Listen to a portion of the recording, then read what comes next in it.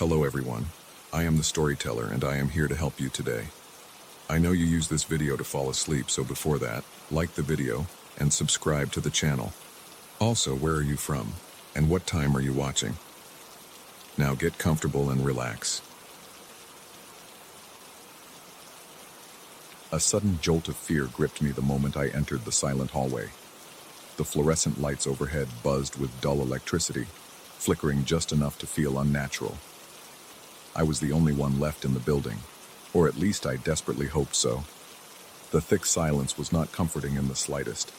It made every sound I created echo back at me, intensifying the impression that I was never alone. My heart drummed a rapid beat against my ribs, a steady pulsing reminder of how exposed I was in that eerie expanse of vacant offices.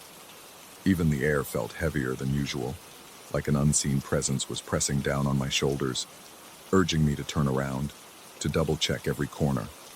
That was only the beginning of what would become a nightmarish routine. I work at a consultancy, and deadlines do not care about personal comfort or rational fears. My manager had made it clear. Those important reports needed completion before sunrise. People had been confident I would handle things, confident that my knack for details and late-night focus would carry me through. At first, I relished the quiet. The absent chatter allowed me to concentrate. But over the last few weeks, something had begun to shift. The emptiness no longer offered relief. It felt haunted by an unknown force, something that demanded my attention in the most unsettling ways. Each day, more of my coworkers left early. Each night I stayed behind, listening to the hollow echo of my footsteps as I moved from the copier to my desk to the break room to the bathroom, and then back again. The sense of isolation gnawed at me. Sometimes the office phone would ring late at night, only to stop after the first ring. Other times, I would hear a door creak open in some distant corridor, followed by a forceful slam. I remember the first time it happened. I dropped a stack of papers and froze, waiting for someone to emerge. Of course, no one did. When I later asked a coworker about these bizarre sounds, he shrugged and suggested it could be the air conditioning messing with the old doors. However, that explanation never felt entirely satisfying.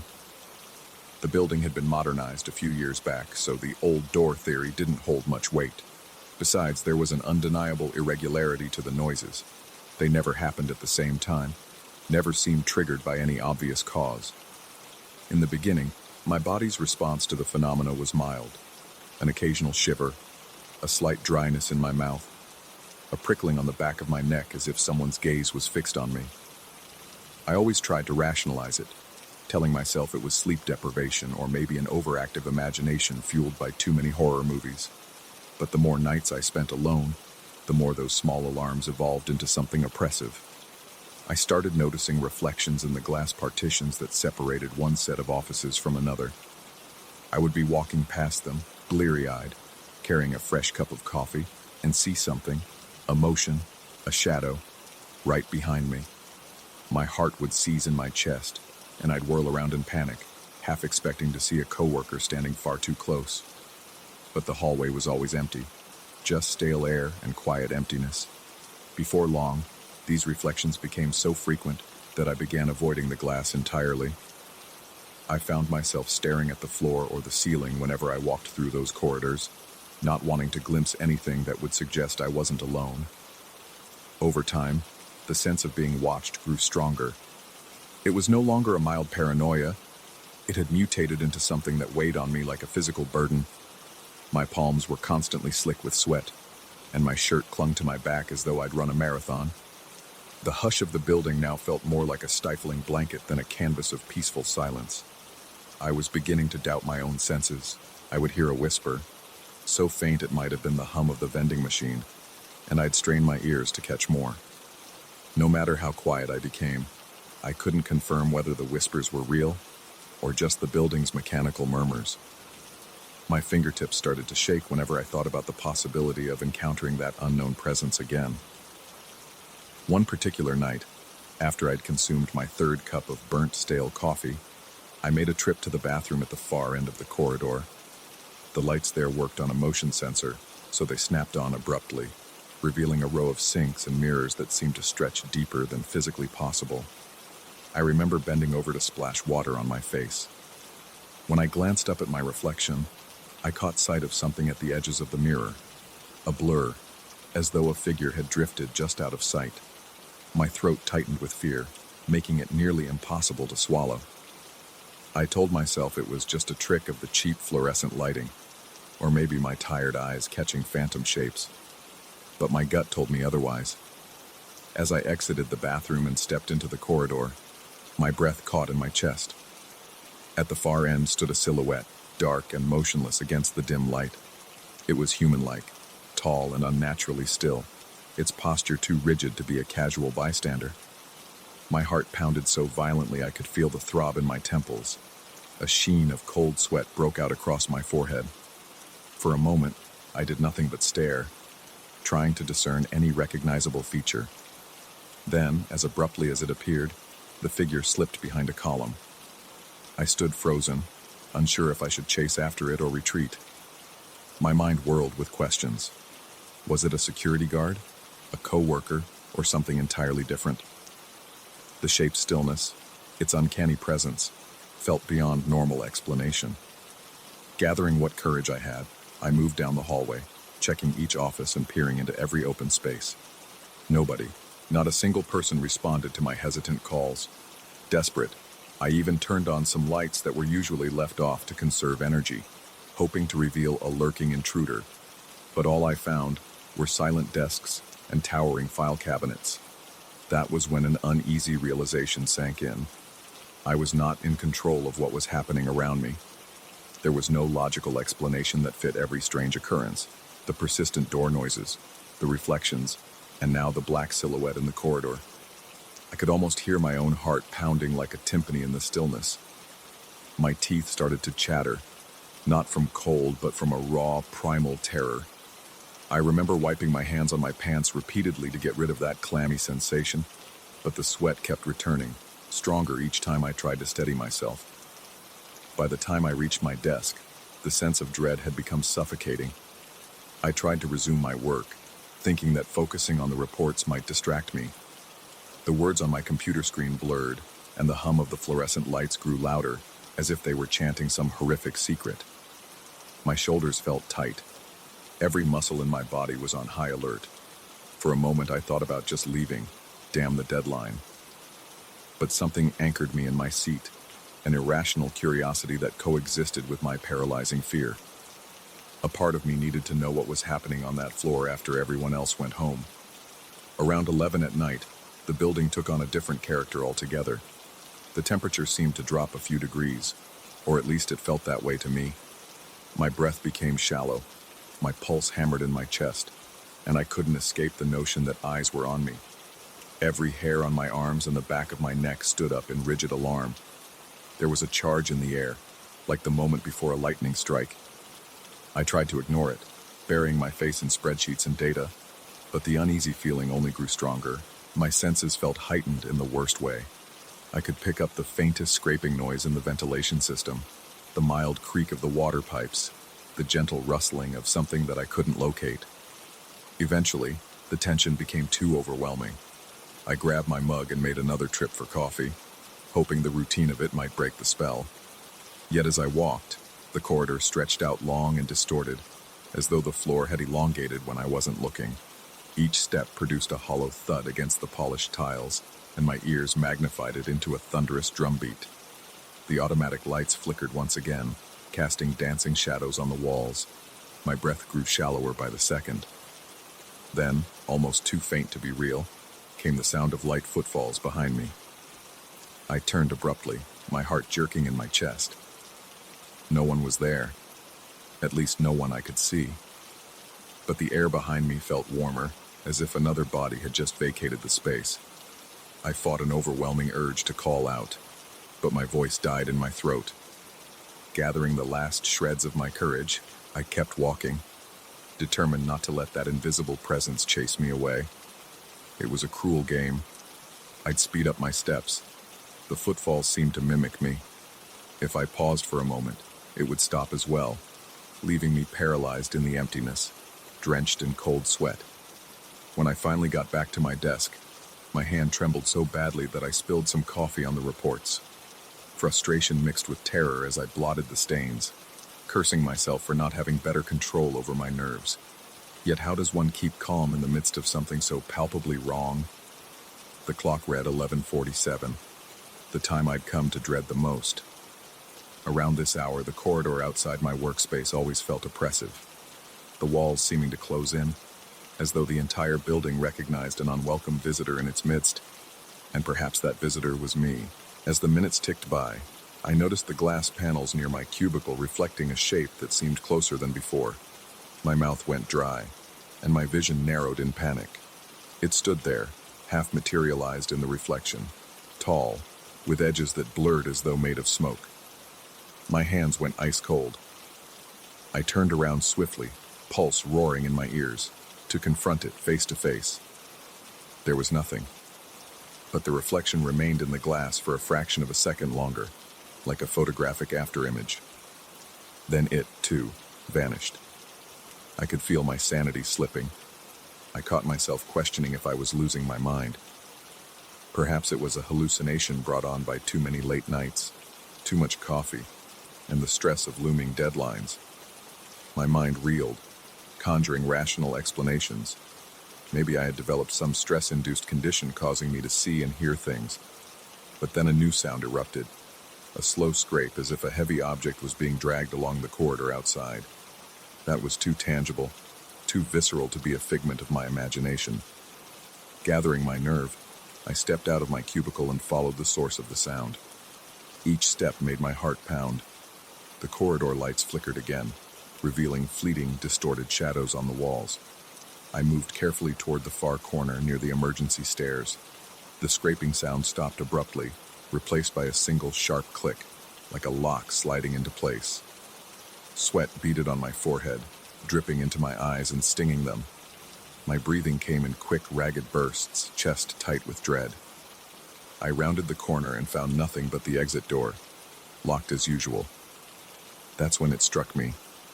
The building itself felt alive, as though it was responding to my fear.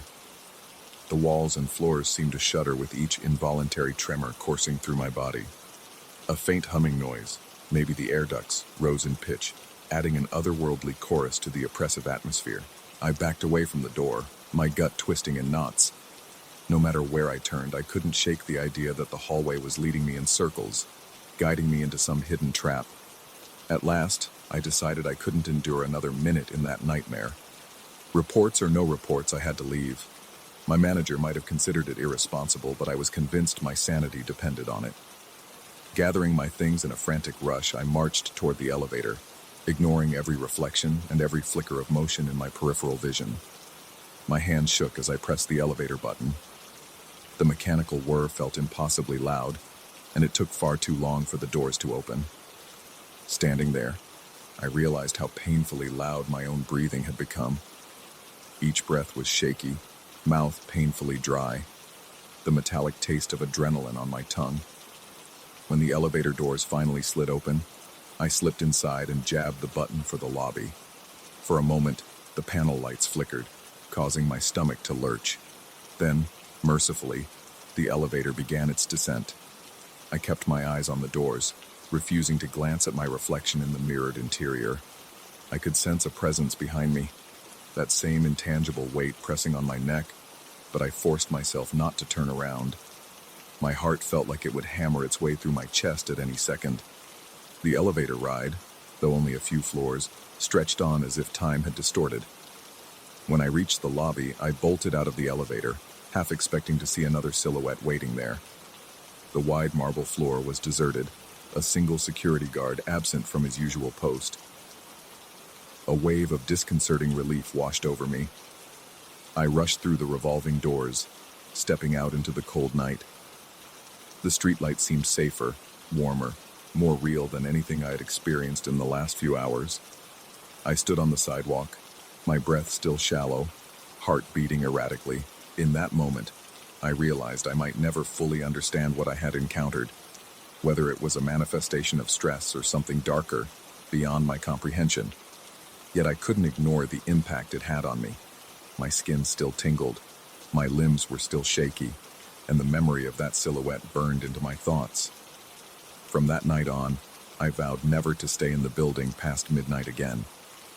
I adjusted my schedule, even if it meant arriving earlier or sacrificing a weekend.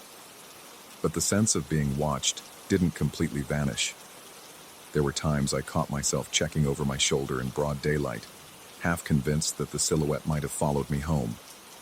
Even during normal work hours, I felt phantom touches of cold air grazing my arms, and the corners of my vision occasionally shimmered with a dark blur. Although I escaped the building that night, I couldn't leave behind the lingering question of what truly resides on that empty floor when the clock strikes 11 and the corridors grow unnaturally still. Part of me fears that whatever I sensed, whatever I briefly witnessed, was only the tip of something far larger and more terrifying. And that possibility continues to haunt me, gnawing at the edges of my everyday life, reminding me that sometimes the most mundane places can conceal the most unsettling secrets. Even now, whenever the evening light begins to dim, I can't help but feel the weight of unseen eyes tracking my every move, making my heart pound faster in the silent promise of another encounter, one I'm not sure I would survive with my sanity intact.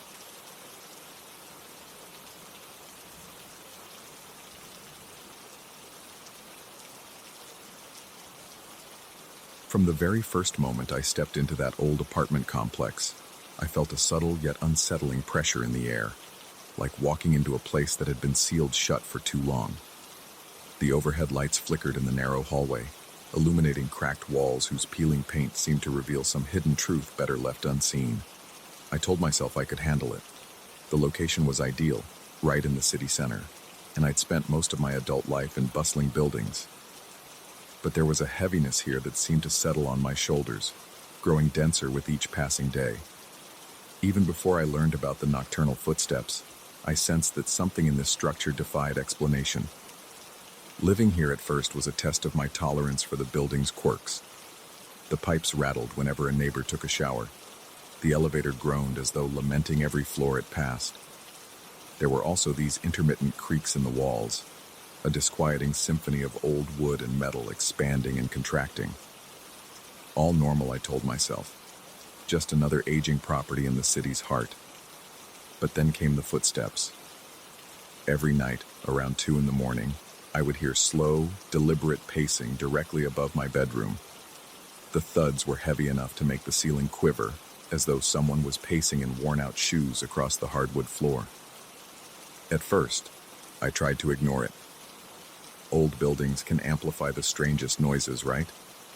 My attempts to brush aside the disturbance unraveled when I learned from the superintendent, a gaunt man who never seemed to blink, that the apartment above mine had been empty for months. He mentioned in a weary, almost robotic tone that nobody had so much as unlocked that door in a very long time. I felt a chill the instant he said it. If that place was vacant, who was making those footsteps? The question lodged itself in my mind, replaying every time I heard the ominous thumping at night. In the daytime, I tried to rationalize it. Perhaps the superintendent was mistaken, or some maintenance worker had gained temporary access. Yet deep down, I knew my excuses rang hollow. After a few sleepless nights, curiosity and frustration drove me up the stairwell to check the apartment myself. The corridor above mine was dimly lit, the light bulbs coated in a grimy residue that cast an anemic glow on the scuffed tiles. When I reached the door, I noticed deep scratches etched into the wood around the lock, claw-like marks that sent my heart racing. The doorknob was stiff, and when I tested it, I found it locked. Pressing my ear against the splintered surface, I heard nothing but my own shallow breathing. An uneasy silence pressed back at me, yet I couldn't escape the feeling that something behind that door was listening. That night, as if on cue, the footsteps started again at 2 in the morning. They were so loud that my bed shook with each impact. My heart pounded so violently I felt the pulse in my neck. Despite the surge of panic, I forced myself to stay still, listening intently. The steps moved slowly from one side of the ceiling to the other. Sometimes they paused, as though the unseen walker stood right above my head, waiting, or perhaps straining to hear my reaction. I remember clutching the sheets, sweat beading on my forehead, while an inexplicable chill enveloped the room. Desperate for some sort of proof, I grabbed my phone to record the noise. My hands trembled with adrenaline, and I could barely hold the device steady. I let it record for several minutes, capturing every shuffle, every pause. In the morning, I played back the file with a mix of dread and anticipation, expecting to hear the same ominous thuds. Instead, I was greeted by a garbled, low-frequency hiss that made my skin crawl. There were no discernible footsteps, no creaking or scraping, just a long static hum, like a sustained exhalation over some ancient microphone. Anxiety prickled at my scalp. Was my phone malfunctioning, or was something deliberately concealing its presence? Unable to dismiss it as coincidence, I questioned a few neighbors. Some barely acknowledged me. Others offered vague opinions about how old buildings made strange noises. One elderly tenant mentioned that the person who used to live upstairs had moved out suddenly, leaving behind furniture and other belongings. The man's eyes flickered with unspoken concern, but he refused to elaborate. As I thanked him, I couldn't shake the impression that he was relieved not to be involved. It was as though everyone in the building had collectively decided not to notice the inexplicable. The nights became a sort of torture. My nerves were frayed, and even the smallest creak in the floorboards made my heart lurch. I found myself straining to hear the footsteps before they began, a futile attempt at bracing for that surge of terror. My chest felt tight all the time, as though someone had wrapped a steel band around my ribs. The apartment itself seemed to smother me in silence during the day, like it was saving all its energy for the nightly haunting. No matter how many windows I opened, the air stayed stale, clinging to my skin like a cold film. My sleep, already restless, became plagued by unsettling dreams. In them, I wandered through a hallway where paint peeled from the walls in ragged sheets, revealing rotting wood that seemed to squirm and shift. At the end of that corridor stood the very same door to the vacant apartment above, always slightly ajar. I never managed to step through it in those dreams. An unseen force pressed against my back, keeping me trapped in place. I'd wake up, gasping for breath, my t-shirt soaked with sweat, the sheets in disarray as though I'd been thrashing against something in the night. Haunted by exhaustion and desperation, I spoke to a therapist who specialized in anxiety. I recounted the relentless footsteps, my inability to record them, and the terror that gripped me each night. The therapist listened carefully and suggested I might be hyper-aware of every little sound due to stress. While they didn't dismiss my experiences outright, their sympathetic smile conveyed that they suspected this was more about my mental state than any supernatural event. Yet every cell in my body insisted that what I heard at night could not be explained by mere anxiety. About a week later, I returned from work to find a grimy envelope slipped under my door. The note inside was written on yellowed paper in a shaky hand. It instructed me to leave the building immediately, warning that something malevolent lingered in the apartment above. The writer claimed that any attempt to capture the sound would fail, and that the footsteps were only a fragment of the entity's true reach. My stomach twisted in knots just reading those words, which radiated a raw, frantic energy. I tried to dismiss it as a prank, but the timing was too perfect. That night I realized the footsteps had changed. They were more distinct, as though every deliberate movement was focused on tormenting me. Each step felt heavier, vibrating through the floor joists and into my bedroom. Adrenaline coursed through my veins, and cold sweat beaded on my forehead. Somewhere in the midst of that tension, I thought I glimpsed a faint shadow gliding across my ceiling in sync with the footsteps. My heart hammered so intensely, I thought it might stop altogether. The next night, I snapped. I couldn't endure another moment of helpless waiting. At 1:55 a.m., I grabbed a flashlight, left my apartment, and climbed the stairs. The hall above was even darker than before, as though the light bulbs had dimmed in anticipation of my arrival. My throat felt tight, and every exhale came out ragged. I reached the apartment door, hand shaking as I tried the knob. The lock clicked open without resistance. Stepping inside, I was met by stale, frigid air that smelled of dust and neglect. Weak moonlight leaked through a half-hidden window, revealing little more than a carpet so threadbare it looked like it might dissolve beneath my feet. I ventured deeper, flashlight in hand. The beam flickered over warped floorboards and walls that were puffy with water damage. Every nerve in my body screamed at me to turn back, but I kept going, almost in a trance. I followed a narrow corridor until I reached what should have been the bedroom, directly above my own. The door was ajar, and a dank odor assaulted me the moment I stepped inside. In the center of the room sat a single wooden chair, facing a wall where a jagged crack ran from the ceiling to the floor. The sight made my hair stand on end. Why would anyone leave a chair like that? Suddenly, I heard a thundering slam from behind me. The front door had closed on its own, the resulting echo cascading through the apartment like a warning. My pulse skyrocketed, and sweat trickled down my temples. I wanted to call out, but fear sealed my throat. For a brief moment, the cracked wall seemed to shift under my flashlight's glare, as though something behind it was trying to push through. Then, the footsteps returned, slow, measured, and impossibly close. They emanated from the hallway I'd just walked through, each step punctuating the suffocating silence. My limbs felt like lead, and the air around me seemed charged with static. I turned, expecting to see someone, anyone, emerge from the darkness. But no figure materialized. The footsteps stopped abruptly, leaving an oppressive void that made my skin prickle with dread. That was the final straw. I sprinted out of that bedroom, my foot catching on a warped plank in the floor. I nearly toppled over, the flashlight spinning away and crashing into a wall. Suddenly plunged into darkness. I groped along the corridor in blind panic, my fingernails scraping flaking wallpaper as I searched desperately for the exit. When my hand finally closed around the doorknob, I shoved the door open with all my strength and stumbled into the hallway, gasping for air as though I'd been held underwater.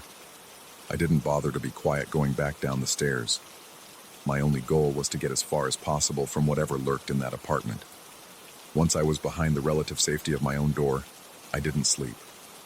I sat in the living room, every light blazing, cringing whenever I heard the slightest creak. But the footsteps never came back. It was as if something had decided it no longer needed to torment me from above. Or maybe it had found a way to linger closer than I realized. The next morning, a strange calm settled over me. Though I remained jumpy, my nerves frayed. I felt like I'd brought something back with me, an invisible residue of that oppressive place. I still catch myself glancing at the ceiling, half expecting those pounding steps to begin again. They never do. But the tension in my gut hasn't subsided. I've already started searching for another apartment, even though my lease here is far from over. Some truths once glimpsed cannot be ignored, and I'm certain there is a presence in that building that defies everything I know of reality. I have escaped it for now, but when darkness falls and the silence grows thick, I swear I can still feel it pacing just beyond the edge of my vision, waiting for the perfect moment to step back into my life.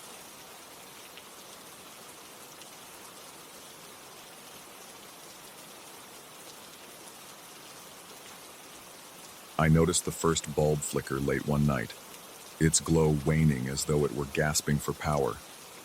My pulse quickened, and that tiny tremor of tension settled in my chest as I stared at the light. It wasn't normal. It wasn't just a single defective bulb either. It was the fourth one to burn out in less than a month. A bizarre hush engulfed the room whenever I looked up at that fading filament, as if the world held its breath waiting for something unspeakable to happen. In those silent seconds before it dimmed completely, I felt as though I were being watched, like something was standing in the corner, reveling in my confusion. My name is Eric, and I've lived in this house for 5 years now. It's nothing remarkable, a modest one-story place with creaky floorboards and a small rectangular living room that overlooks a narrow backyard. I never considered myself overly superstitious or prone to paranoid thoughts. I'm an ordinary man with an ordinary job, so when the lights first started going out prematurely, I assumed there had to be a simple explanation. Maybe the wiring was old. Maybe there was a surge in the electrical current. Yet every time a new bulb fizzled and died, I felt a little surge of dread worm its way deeper under my skin. I remember calling an electrician to check the wiring, He walked through the house, rummaging around in the fuse box, testing outlets, shining a flashlight into the attic. When he was done, he told me, in a tone meant to reassure, that everything looked perfectly normal. He suggested I replace the cables if I was feeling uneasy, but as far as he was concerned, there was nothing defective with the system.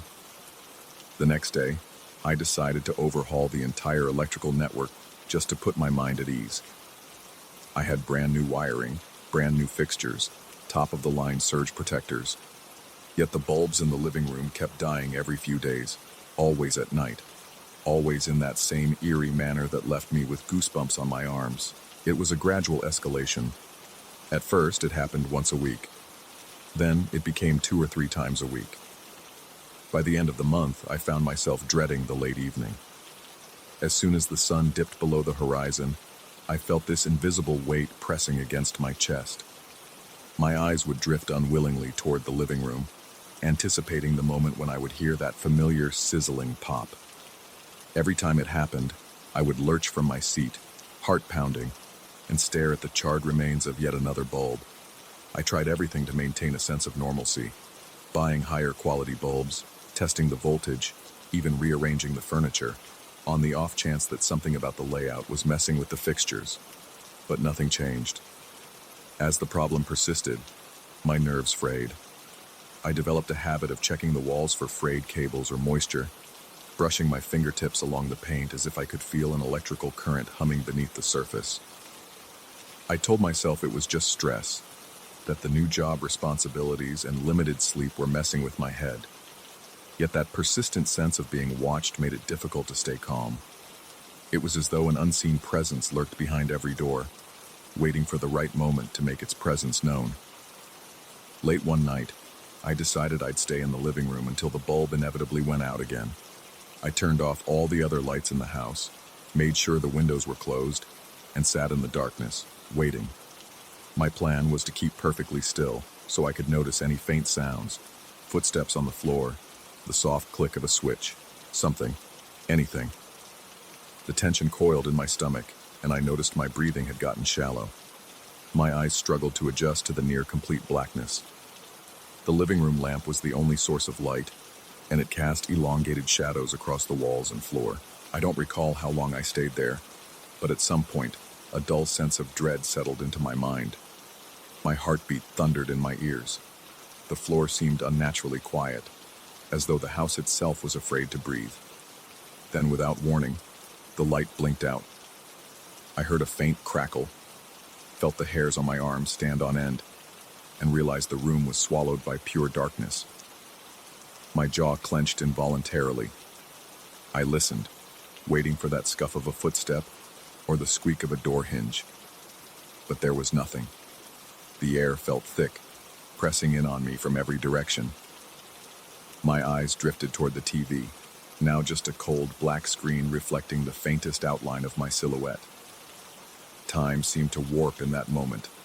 My pulse throbbed in my temples, and a cold sheen of sweat slicked my palms. Then, in that glossy reflection, I saw a shadow drift behind me, a shape darker than the rest of the darkened room, moving with soundless purpose. My breathing grew ragged. Every muscle in my body tensed.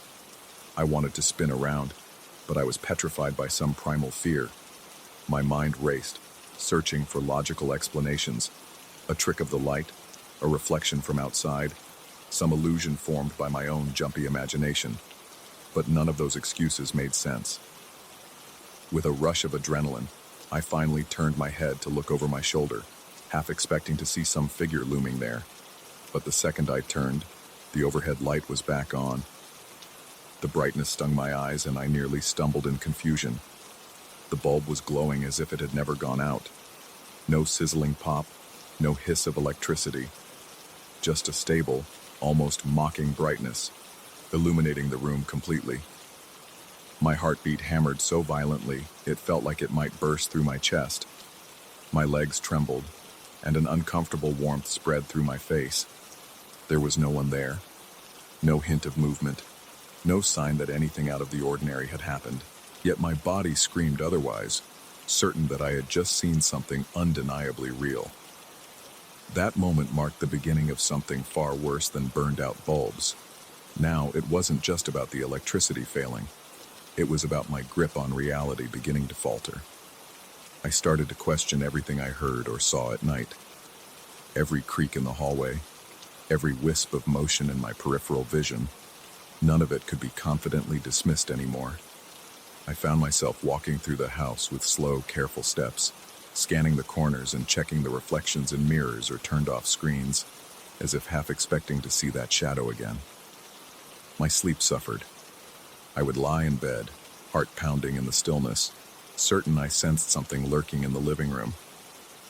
My bedroom door is at the end of a short hallway adjacent to the living room, so if there really was something out there, it wasn't far away. That idea gnawed at me, making it impossible to close my eyes for longer than a few minutes without jerking awake in a panic. My rational side argued that I was overreacting, letting fear distort every sound in the night. But the memory of that shadow was too vivid, too undeniable to brush off as imagination. During the day, the house felt innocuous. Sunlight poured in through the windows, warming the floors and walls, and I would almost laugh at myself for my nightly terrors. Yet as soon as the sun began to set, that heavy atmosphere returned, pressing down on me like a suffocating blanket. I caught myself dreading dusk, feeling a tense knot form between my shoulders the moment the sky started to turn orange. One evening I tried to distract myself by cooking a big meal. I kept all the lights on in the house, determined to chase away any vestige of darkness. While I was chopping vegetables, the living room lamp suddenly flickered, not once but several times in rapid succession. It was like some twisted Morse code, pulsing erratically. My breath caught in my throat and I almost cut my finger in my startled state. Then, just as abruptly, the flickering stopped, and the light returned to normal. I tried to dismiss it as faulty wiring again, ignoring the fact I had replaced every possible component only weeks earlier. But the goosebumps on my arms and the chill that seeped into my bones told a different story. The next few days brought more unsettling incidents. My phone's camera would glitch whenever I tried to take a picture in the living room. Sometimes the images showed strange, dark streaks or faint silhouettes that weren't visible to the naked eye. I felt compelled to delete them immediately, unable to bear looking too closely. At one point, I attempted to record a video to prove something bizarre was going on. The moment I hit record, the overhead light went out with a sharp snap, plunging me into darkness. I fumbled around, my heart pounding, nearly dropping my phone. When I finally got the flashlight app running, the overhead lamp blazed to life again, as though mocking my efforts. I checked the video afterward and saw nothing but a few seconds of shaky footage before static took over. This only deepened my sense of dread, and I realized I was no closer to understanding what was happening. Desperate for answers, I contacted a friend who dabbles in the paranormal. We met for coffee at a diner, and I explained the situation. I avoided going into graphic detail about that shadowy figure, phrasing it instead as a strange shape I might have seen. I described the bulbs burning out, the odd flickering, the untraceable electrical issues. My friend suggested an entity of some sort might be feeding off the energy in the room, or that it could be my own mind projecting stress into physical phenomena. He advised me to keep a journal of every incident, to write down the exact time, the temperature, any emotional or physical sensations I experienced. He added that if it was purely psychological, documenting these episodes might help ground me in reality. If it was something else, the notes might reveal a pattern. I began meticulously writing down every strange occurrence. I would note the day, the hour, my emotional state before and after, and any physical sensations, like the chill that sometimes grazed my neck or the tingling on my skin. As I read over my own entries, a pattern emerged. The majority of incidents happened around the same window of time, late at night, always in or around the living room. And I nearly always felt a presence behind me, just out of sight. One night, determined to confront whatever this was, I left the TV off intentionally and positioned myself where I could see its dark screen clearly. The reflection had proven to be more revealing than my direct line of sight, so I sat quietly, an uneasy weight in my stomach. My breath came in shallow gasps. Each exhale seemed to hang in the air, as though the atmosphere itself was waiting. Minutes trickled by, and I began to wonder if this was going to be another night spent trembling in vain. That was when the light overhead started to flicker gently, as though teased by invisible fingers. My heart drummed so hard I could hear the rush of blood in my ears. My arms felt prickly, and beads of sweat formed on my forehead. Slowly, the overhead light faded, flickered again, then vanished. My vision was plunged into total darkness. An electric hush filled the room. The temperature felt as though it had dropped 10 degrees in an instant. I focused on the TV's screen, trying to keep my breathing steady despite the panic flaring inside me. After a few seconds of this oppressive silence, a faint shape glided across the black reflection, just like before. Only this time, it paused directly behind me. I could sense its presence, feel the gravity of something tall, dark, and horribly still. My stomach flipped with nauseating dread. I wanted to spin around, confront it, or at least see it clearly. But every ounce of instinct told me to remain still, that if I looked at it head-on, something worse might happen. The shadow in the reflection seemed to lean closer, as if studying me. My breathing grew shallow, and I felt my hands start to tremble uncontrollably in my lap. Then, as if responding to my fear, the shape moved away, drifting out of view. The overhead light flared back on a split second later, piercing my eyes. I was left staring at my own reflection, just me in the living room, empty and unchanged, as if the horror I had just witnessed was nothing more than a fleeting nightmare. Adrenaline coursed through my veins, and I realized I was on the verge of hyperventilating. My limbs felt weak, and I had to lean back against the couch to steady myself. A sense of overwhelming relief washed over me, though it was tangled with the knowledge that my fear had only intensified. I had seen it again, and now I knew it was aware of me. There was no denying the malevolence in that moment of silent contact. Over the following days, I tried various rituals I'd read about: burning sage, placing salt by the doors, saying protective phrases under my breath, anything that might keep that presence at bay. But nothing changed. The lights continued their bizarre flickering, occasionally dying out altogether, only to surge back to life moments later. Each new bulb I tried eventually met the same fate. Then, one early morning, I reached a breaking point. I had spent the entire night in a relentless cycle of hearing faint creaks, glimpsing odd movements in my peripheral vision, and feeling that oppressive sensation of being watched. My nerves were shot, and my body trembled from exhaustion. I thought about leaving the house, staying with a friend for a while, but the idea of running away from my own home felt like giving in. Instead, I packed a small bag with essentials, as though preparing for a confrontation. I was determined to claim my space, to banish whatever lingered in those shadows. If it truly was feeding on my fear, I reasoned I needed to starve it. I turned off the main circuit breaker, plunging the entire house into darkness. No lights, no electricity, no power for it to manipulate. My heart hammered as I moved through the living room with only a flashlight.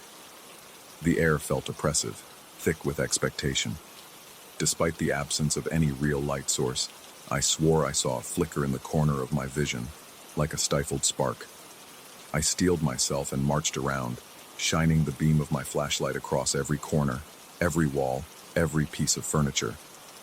I asserted in my mind, over and over, that this was my home, that I refused to be a victim in my own space.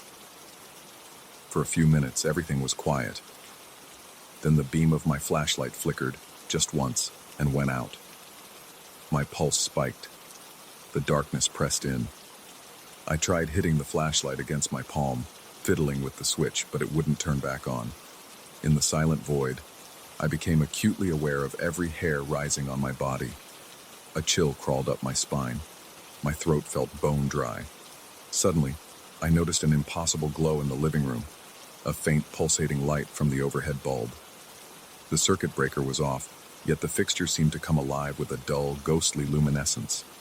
My heart thudded as I stared up at it. The light pulsed once, twice, as though breathing. Then it flared with blinding intensity. I shielded my eyes, stumbling backward. When I forced myself to look again, the glow was gone. The darkness felt even thicker, suffocating. But in that brief flash, I'd seen a tall silhouette near the far wall.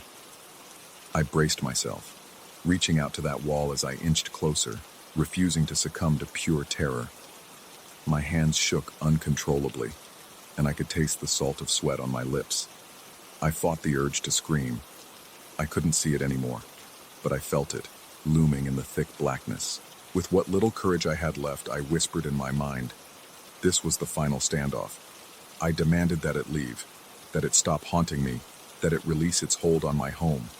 I stood there for what felt like an eternity, my chest tight, my breathing ragged. Slowly, I felt a shift in the atmosphere.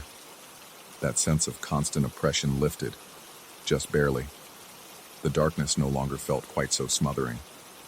Cautiously, I retraced my steps to the circuit breaker and flipped it back on.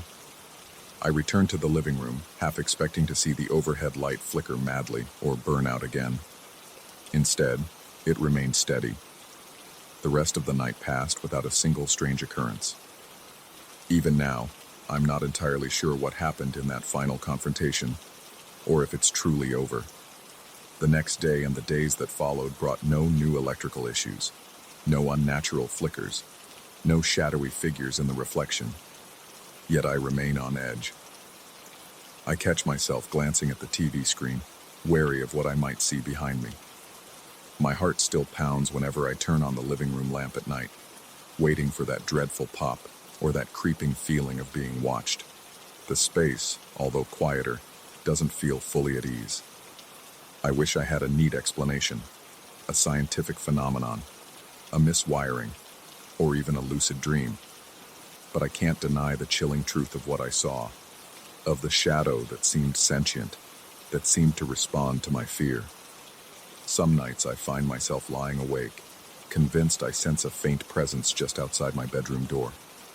I muster my courage, reminding myself that I stood my ground once and can do it again if I have to. Yet the memory lingers like a dark stain, seared into my mind. Even now, I can't shake the unease. My home has changed. The air feels different, as though charged with an unseen current. The light bulbs for the time being remain intact, burning at a reassuringly normal rate. Still, a part of me suspects this reprieve is temporary, that something just beneath the veil of ordinary life continues to watch, waiting for the right moment to make itself known again. And every night, before I drift into a restless sleep, I wonder if I truly banished the darkness or merely earned a moment's respite from the gaze of whatever lurked behind my reflection.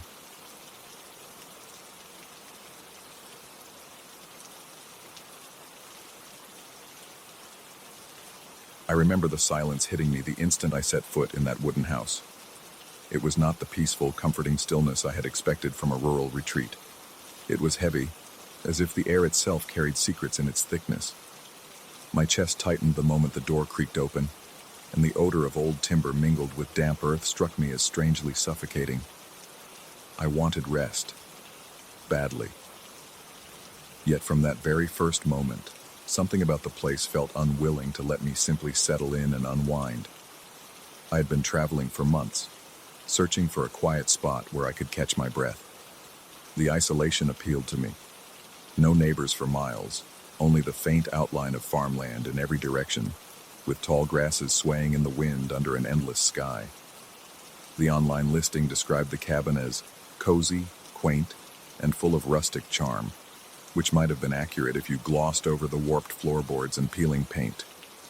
Nonetheless, I told myself it was exactly what I needed, a chance to unplug, to sink into solitude.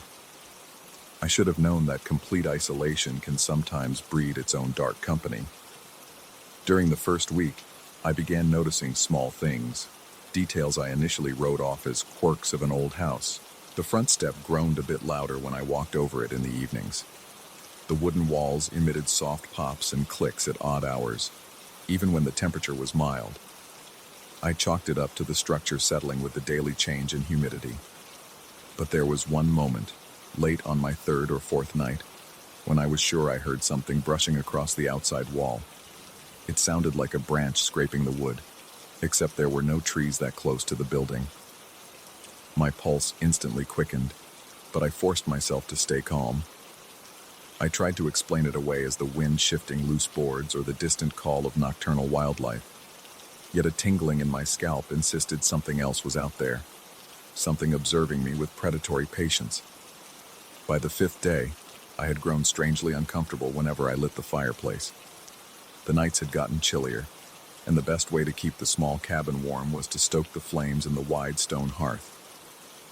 The warmth felt good, but I could swear that, whenever I sat down to enjoy its glow, a subtle shift in the air made the back of my neck prickle. I would glance over my shoulder, convinced there was a figure hovering in my peripheral vision. Each time I looked, the room stood empty behind me. A lopsided table, 2 worn chairs, and a single overhead light that barely illuminated the corners. My chest would thump, my breath hitching briefly, until I convinced myself nothing was there. The place had minimal furnishings, just the bare necessities. There was an old closet in the corner of the living room, close to the fireplace. It was tall, with a pair of wooden doors that no longer closed properly. Its hinges shrieked whenever I opened or closed them. I kept a few cleaning supplies there, along with my heavier jacket. Oddly enough, I never really felt comfortable standing in front of it. It was as if the closet had its own presence, its own watchful silence. I would catch myself stepping wide around it, especially at night, as though I expected the doors to swing open on their own. One rainy evening, about a week into my stay, I decided it was time for a thorough cleaning. My intention was simple: distract myself from the mounting unease by staying busy. I went from room to room, dusting surfaces, wiping down windows, sweeping corners. The house felt stale, with an odd odor that didn't quite go away no matter how much fresh air I let in. As the rain pattered on the roof, I moved into the living room, determined to tackle the old closet. My flashlight flickered slightly. It was late, and the overhead light in that corner was especially weak. I pulled out a chair and carefully stood on it so I could reach the top shelf. The old wood had spongy spots, thick with dust and cobwebs. My nose scrunched at the stale scent of neglect. Then my hand brushed something unsettling, a patch of blackened marks against the upper wooden plank. I aimed the flashlight closer. Finger marks. They were the size of an adult's fingers, as if someone had pressed both hands hard against the underside of the top shelf. The black stains looked like soot, but the shape was so disturbingly human that I shuddered. Each long, dark smudge resembled the residue from nails or fingertips, almost as if someone had clawed their way inward. I felt my heart flutter in my chest, a pulsing surge of nausea twisting my stomach. I managed to convince myself that it might be some kind of mold or old paint that rubbed off from something stored there ages ago. Yet a part of me couldn't shake the image that someone, or something, had hung there, clinging to the inside of the closet. I dropped down from the chair and found my legs trembling. My breathing had grown shallow, and I felt a trickle of sweat sliding down the back of my neck despite the chill in the air. My first instinct was to pull out my phone and look for the contact information of the person who rented me the place, just to ask if there was some innocent explanation. But the thought of that conversation felt absurd. The rational part of me insisted I was just overreacting. Besides, I didn't want to appear paranoid. Maybe this was just an old cabin with plenty of strange stains and a lifetime of stories I knew nothing about. I put away the cleaning supplies and headed to the bedroom. My pulse still pounded, and I felt a dryness in my mouth that wouldn't go away. I tossed and turned for a while, images of those blackened fingerprints dancing in the corners of my thoughts. Eventually, weariness overcame me, and I drifted off into a restless sleep. At some point in the middle of the night, I jolted awake with my heart hammering so violently I thought it might burst from my chest. For a few seconds, I was disoriented, my mind caught in that haze between dream and reality. I listened. Silence, but not quite. There was a shift in the air, a sensation that someone else was present in the room, or maybe just beyond it. My throat went dry, and I could barely swallow. I forced myself to sit up, ignoring the loud pounding in my ears. I inched out of bed, stepping quietly onto the floor. I crept down the short hallway that led to the living room, each footstep landing with agonizing care on the old boards. When I peered into the living room, the only illumination came from a weak sliver of moonlight seeping through the window. My eyes adjusted to the pale glow, and for a second, I thought the room was empty. Then I noticed something against the far wall, near the closet. A shape, a silhouette. It was hunched, as if perched on the arm of the old chair. My lungs seized and my stomach flipped. A faint tremor ran down my arms. I couldn't make out a face, only that the figure's posture was tense, legs and arms drawn close as though trying to maintain balance. It made me think of an animal perched on a narrow ledge. My breath caught in my throat. I wanted to call out, but no sound would come. My entire body was telling me to run, but I stood there, paralyzed, feeling sweat bead on my forehead. A heavier wave of terror swept over me because whoever, or whatever, this was seemed to be staring directly at me. Even though the face was lost in shadow, I felt the crushing weight of that gaze. My mind raced. Had someone broken in? Was I dreaming? My heart pounded so hard I thought I might pass out. All at once, I heard the slightest creak. The silhouette shifted as if adjusting its footing. The moment felt eternal, but it must have lasted only seconds. Something inside me snapped, and I bolted back down the hall, slamming the bedroom door behind me. My lungs burned as I sucked in short, panicked breaths. I stood in the darkness, chest tight, every muscle vibrating with adrenaline. When the initial wave of terror subsided enough for coherent thought, I realized how trapped I was. The cabin was small. If there truly was an intruder, I had nowhere else to go except maybe out the bedroom window. I debated with myself, heart in my throat. Should I try to confront the figure? Should I flee into the night with just the clothes on my back and my phone clutched in hand? My mind reeled with all the horrifying possibilities. Finally, I told myself that I might be seeing things. Perhaps my restless sleep and the stress from the closet discovery had conjured up a vivid hallucination. Yet it felt so real. The memory of that hunched silhouette was burned into my retinas.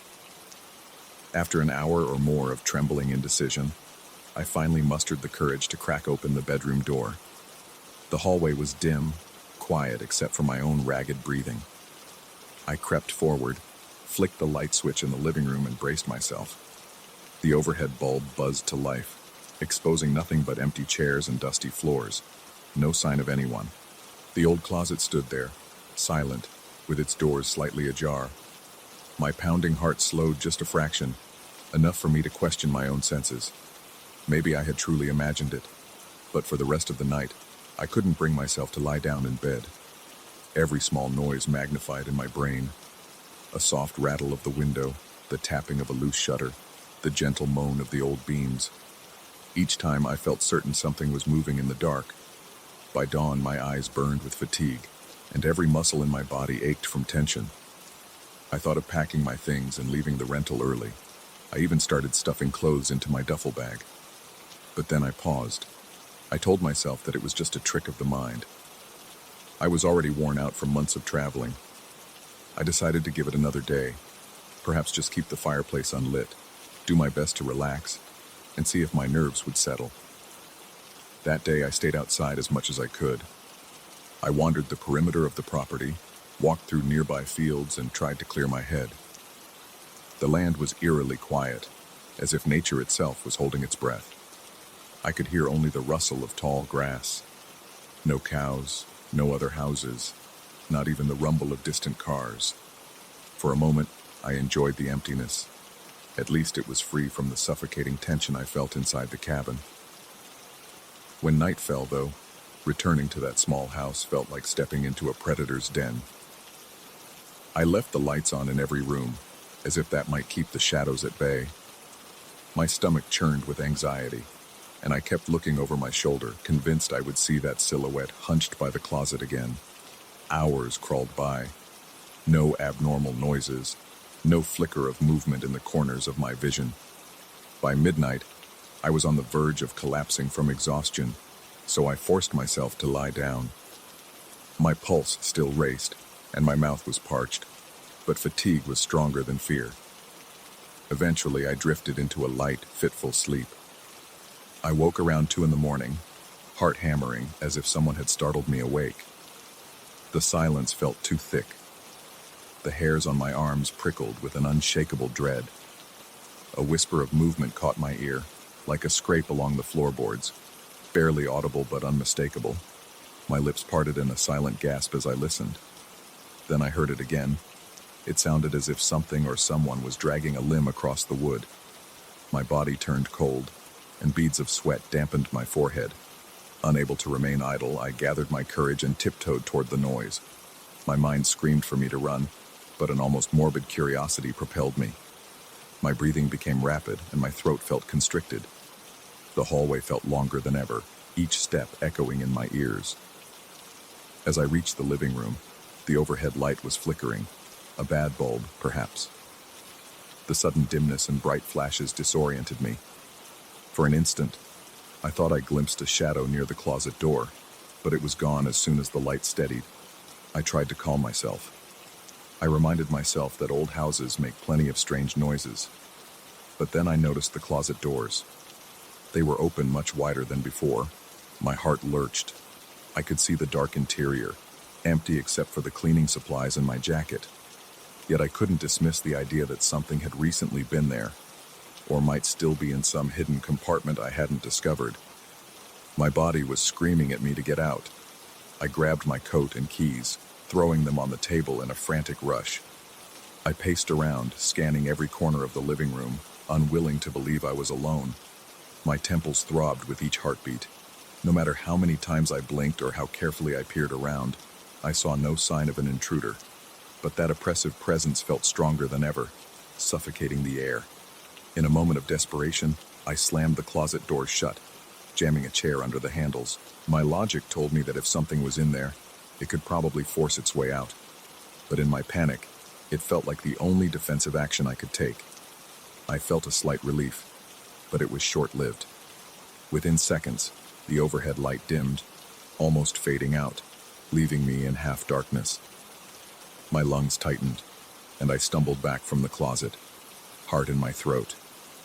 It was as though the house was mocking me, reminding me how pointless my attempts at control were. I couldn't take it anymore. I decided I would leave that very night, no matter how late it was or how dark the roads might be. My gut told me that staying until morning was no longer an option. So, I went to the bedroom to grab my half-packed duffel bag. My hands were shaking so hard I could barely zip it shut. My chest felt compressed, and sweat slicked my palms. As I turned off the bedroom light, I thought I heard a subtle creaking again, coming from behind me, somewhere near the living room. I froze, every cell in my body on high alert. Slowly, I peered into the hallway. The living room light flickered once more, and for a split second, I thought I saw a shape by the closet, some dark outline on all fours or hunched over. My heart thundered, and a jolt of adrenaline shot through my limbs. Without a second thought, I bolted down the hall, through the living room, and out the front door, slamming it shut behind me. Outside, the night air was sharp in my lungs, but it felt infinitely safer than inside that house. The moon cast a weak glow across the field, and my car sat about 20 feet away, the only sign of modern life in that forsaken place. My hand shook violently as I searched my pocket for the car key. I half expected to hear footsteps behind me, but there was only silence, and that oppressive sense of being watched lingered until I managed to unlock the door. Once inside the car, I locked every door and started the engine, heart still beating so hard it was painful. The headlights bathed the front of the cabin in light, illuminating those warped wooden slats and the little porch. Through the window, I could see the interior lights flickering. It looked almost alive, pulsating in the dark.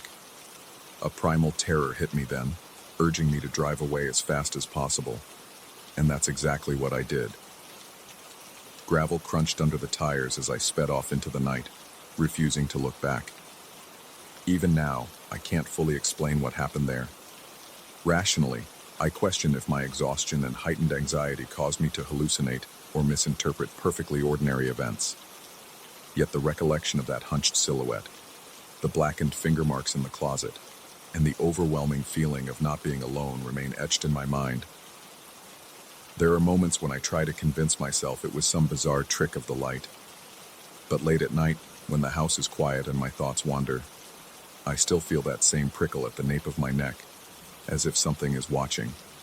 Even miles away from that rural cabin, the memory of it keeps me glancing over my shoulder, expecting to catch sight of a crouched figure in the darkness. Though I escaped physically unscathed, the sense of dread followed me long after.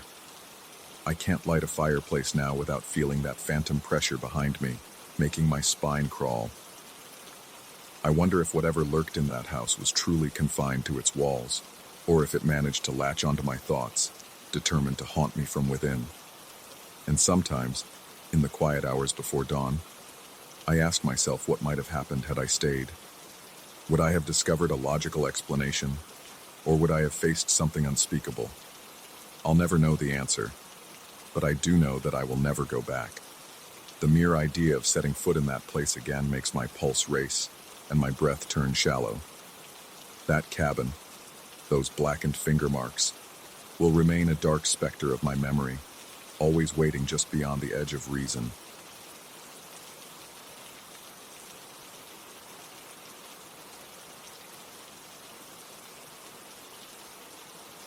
I still remember the first time I sensed that something was off the moment I stepped into my new apartment. It was the kind of unease that wraps around you so tightly you almost choke on it. My heart thumped in my chest, and a cold sweat dotted my forehead the second I turned the key in the lock. Even before fully opening the door, I felt a presence beyond the threshold, somewhere near the balcony at the far end of the living room. It was as though the darkness had grown denser in that corner, shifting slightly when I tried to look at it directly. Of course, when I flicked on the light, there was nothing except my own distorted reflection in the glass.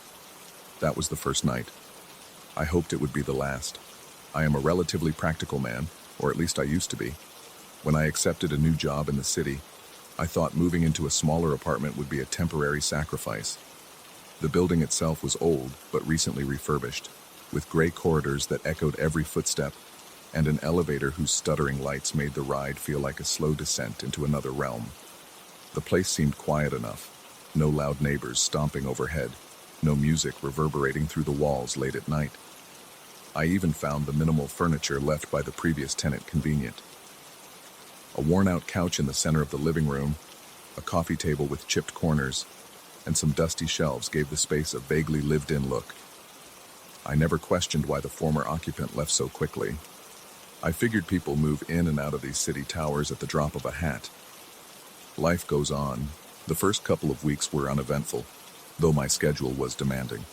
My new position required me to stay late at the office more often than not. By the time I arrived home, I was typically exhausted, bleary-eyed from hours in front of a computer. That exhaustion, however, never stopped me from noticing something unsettling in that apartment. It wasn't the kind of thing I could just shrug off. Every time I came in after midnight, as I unlocked my door, I felt compelled to glance toward the balcony.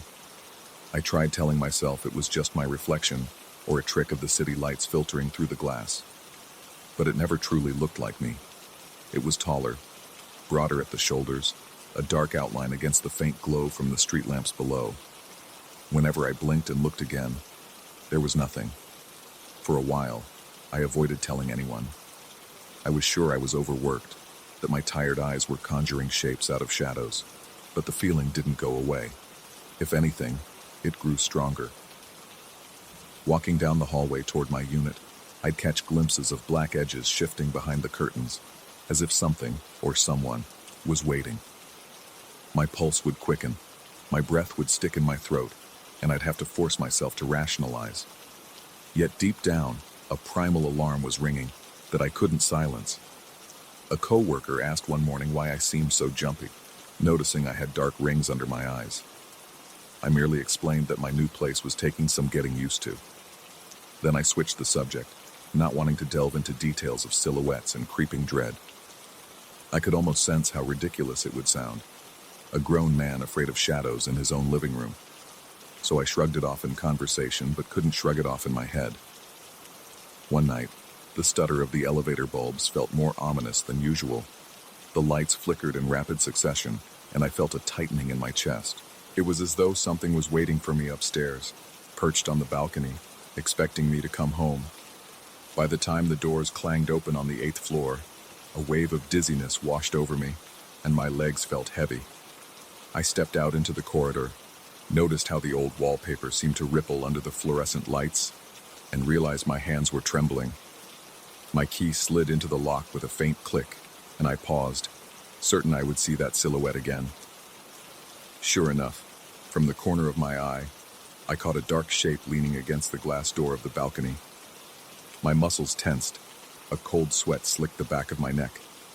But when I mustered the courage to look directly, all that remained was the empty space and my reflection, eyes wide with fear. That was the night I decided to leave the lights on whenever I left for work. I hoped that if the room was flooded with brightness when I came back, the darkness would have nowhere to hide. It was a flimsy solution, more like a superstitious ritual than a real plan.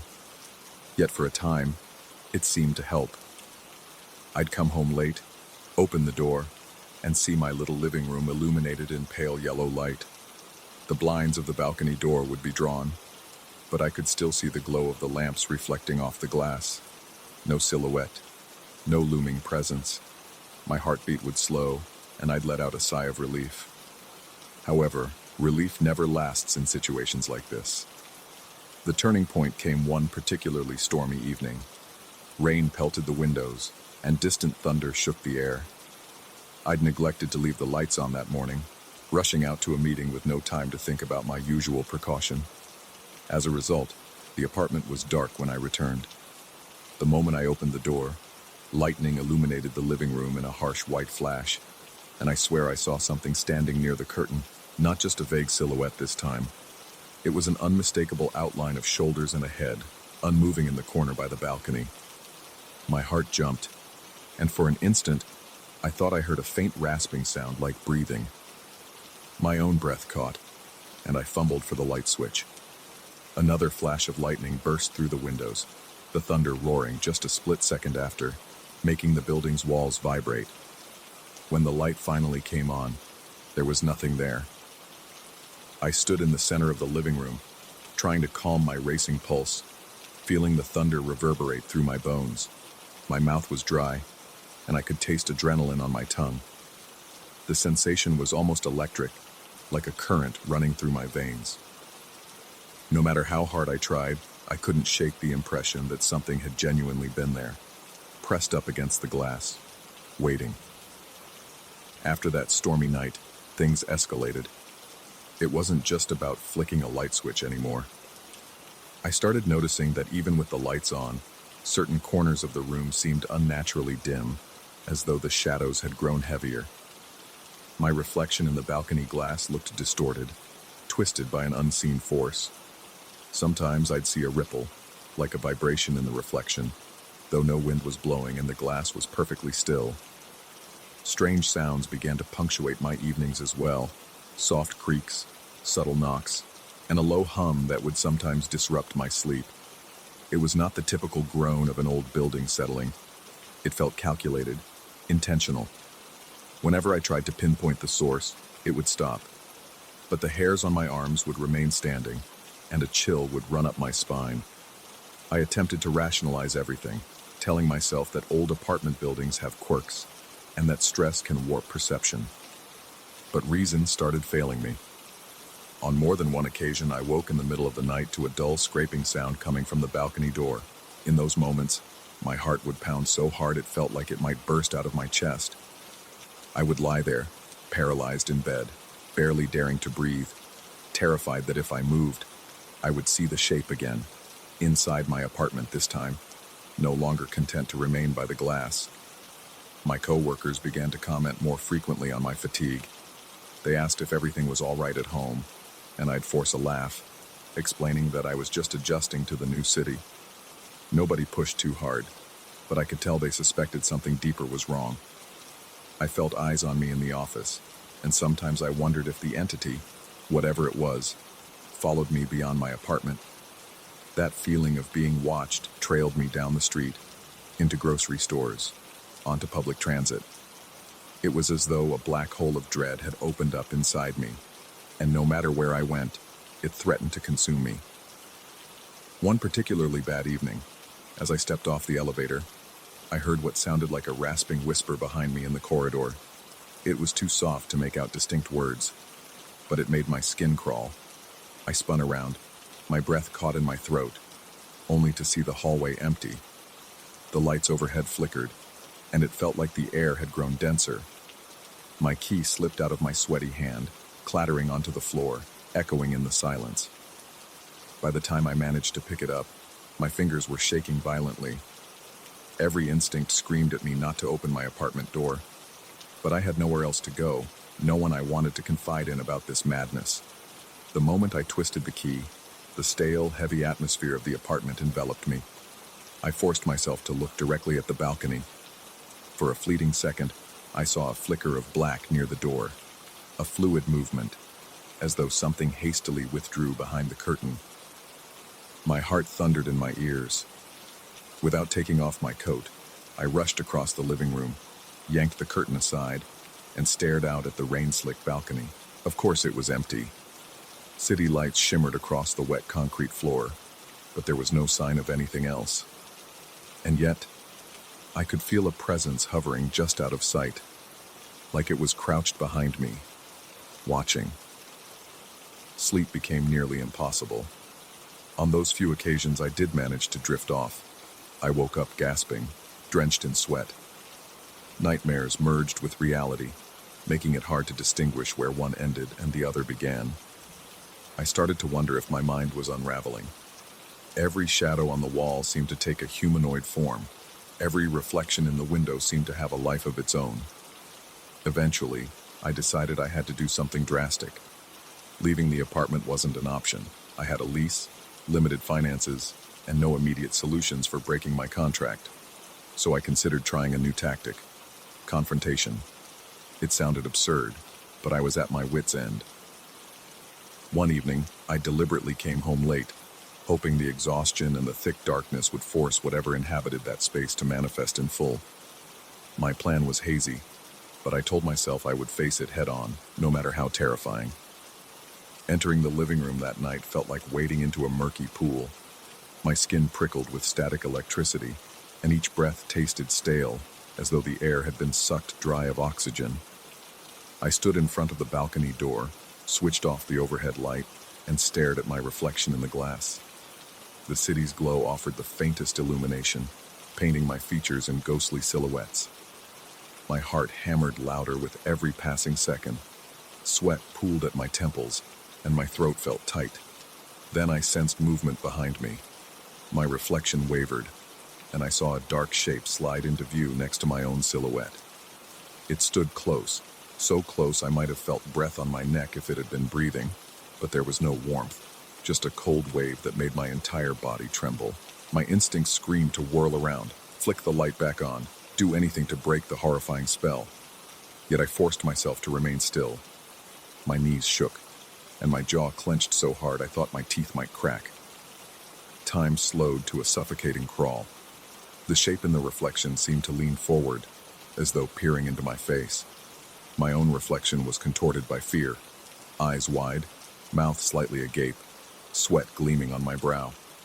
The dark figure, for a split second, appeared to have a faint contour of what could be a face, an empty, featureless visage that radiated a silent malevolence. My pulse raced to a feverish speed, and a ringing invaded my ears. My fingers twitched, desperate to find the light switch on the wall. The urge to flee nearly overwhelmed me. Then, in a surge of desperation, I spun around and slammed the switch upward, flooding the room with the harsh glow of the ceiling lamp. The reflection vanished instantly, but the afterimage lingered in my mind. My breath came in ragged gasps, and I realized my entire body was shaking as though I'd run a marathon. I tried to steady myself, leaning on the back of the couch, my stomach twisting with nausea. That confrontation marked a shift. I no longer saw the shape in the corner of my eye every time I came home.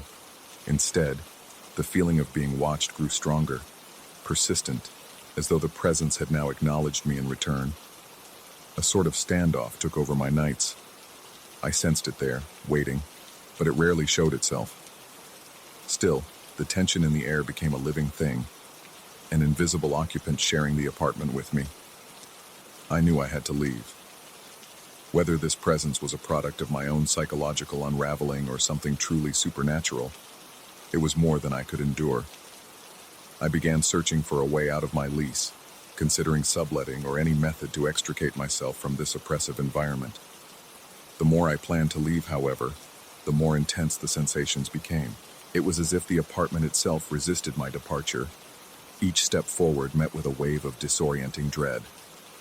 On my final night there, I stood among half-packed boxes, determined to load my car at the break of dawn. The atmosphere seemed alive with a quiet rage, corners of the room looking darker than they should. My reflection in the balcony door felt almost like a stranger's. My heart pounded, my mouth went dry, and I couldn't shake the sense that if I stayed just one more night, something terrible would happen. Something that would shatter my sanity, once and for all. But morning eventually arrived, pale light creeping through the windows. The tension eased ever so slightly, and I seized the moment to drag my belongings out to the elevator. In the hallway, I felt a chill wind that seemed to whisper along the walls, but I pressed on, refusing to look back. Each trip down the corridor felt like a small victory. Each box packed away a tangible step toward freedom. Just before I closed the door for the last time, I let my gaze wander to the balcony. Sunlight glinted off the glass, revealing nothing but the bare, empty space. And yet, I couldn't shake the feeling that something stared back at me, hidden in the reflection. My heart thumped in my chest and a bead of sweat slid down my temple. Fear gripped me, a final reminder of the terror I had endured. I swallowed hard, turned the key, and left it on the countertop. As I walked away, the corridor seemed endless, the elevator's flickering light intensifying my sense of unease. Stepping inside, I took a shaky breath, feeling a knot of tension melt away now that I was, at last, leaving. But the question lingered. Would that presence remain locked in the empty apartment? Or had it attached itself to me somehow, following me into the next phase of my life? Even now, in my new place, I sometimes catch myself checking the balcony door from the corner of my eye.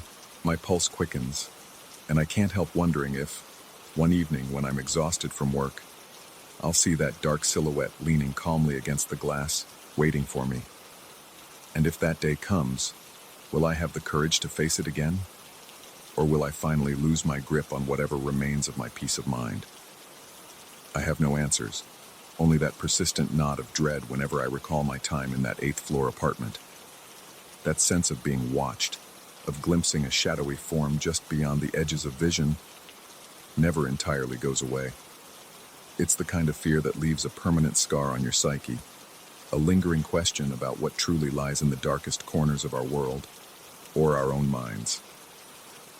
And no matter how many times I tell myself it's all over, I can't shake the certainty that if I ever walk down that hallway again and push open that door, I'll see it there, outlined against the glass once more, waiting for me to come home.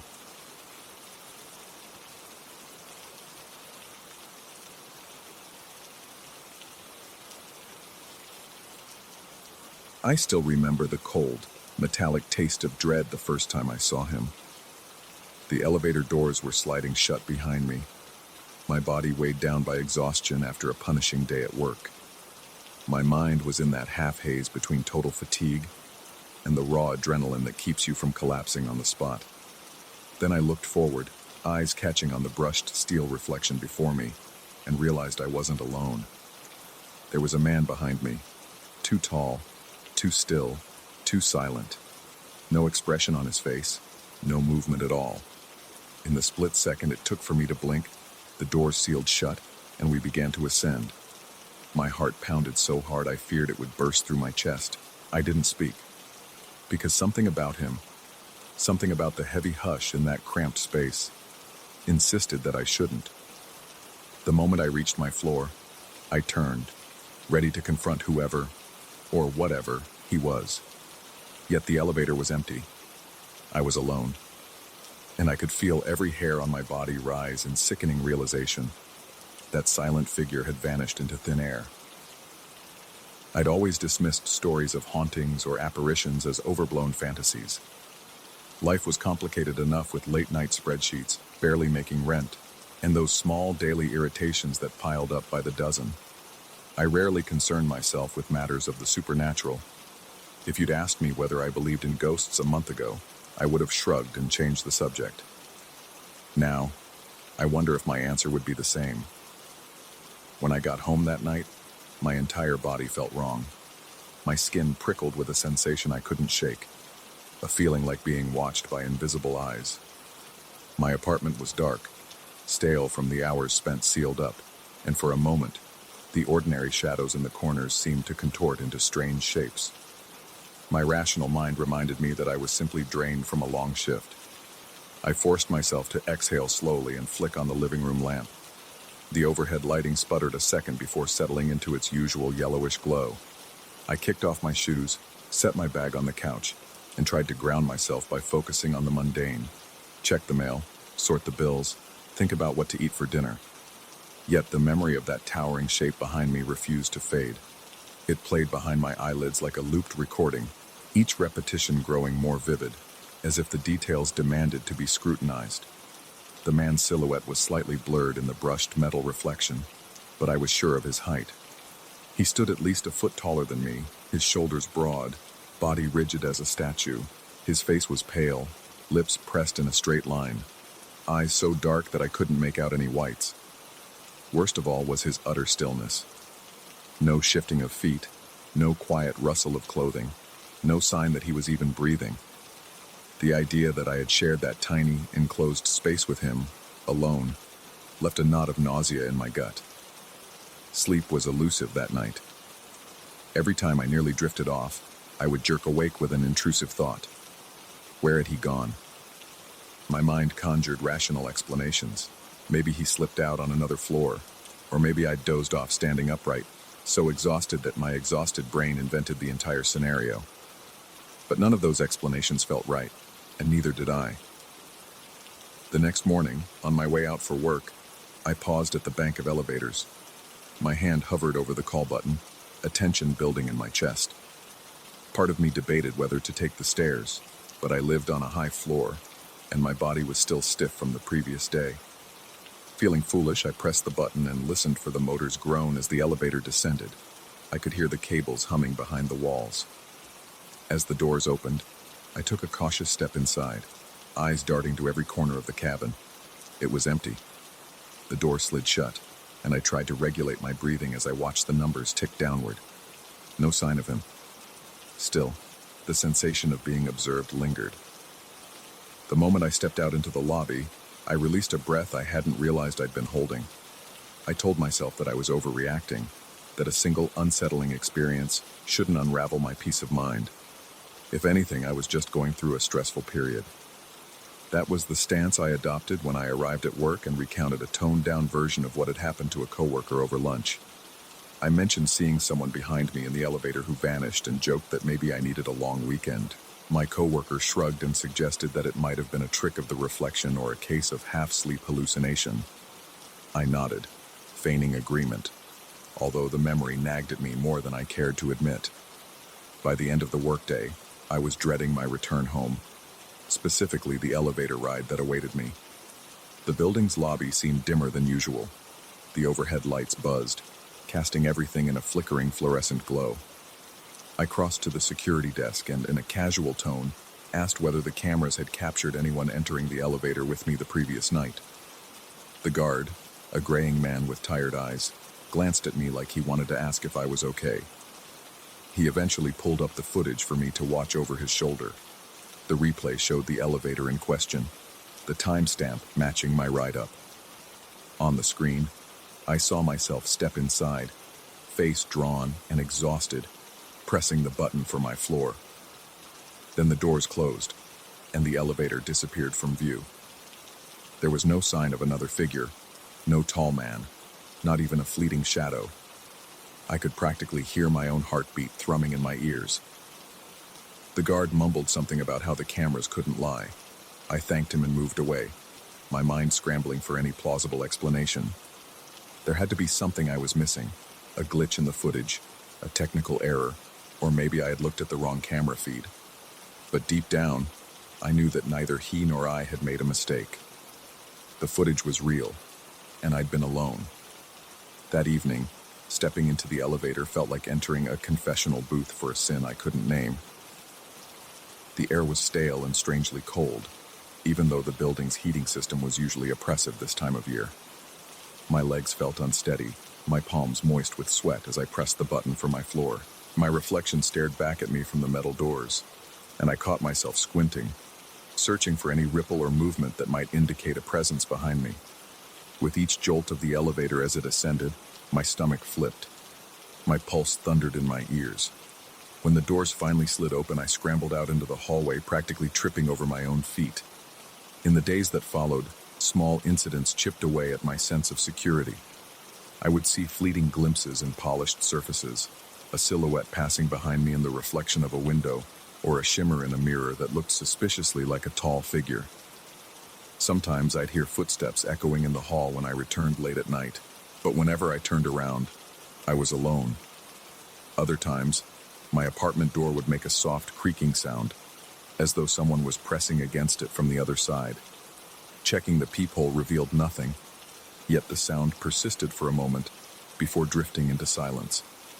My rational mind waged a war against these experiences. I told myself they were the result of too many hours in a fluorescent-lit office, not enough sleep, and a hyperactive imagination. Perhaps I was manifesting this phantom figure from the stress swirling inside me. But no matter how many ways I tried to reason it away, the dread returned the instant I stepped near that elevator. One Saturday night, I came home later than usual. The building's corridor was drenched in darkness because half the lights were out for maintenance. I walked to the elevator and realized that none of the overhead fixtures were operational on that side of the hallway.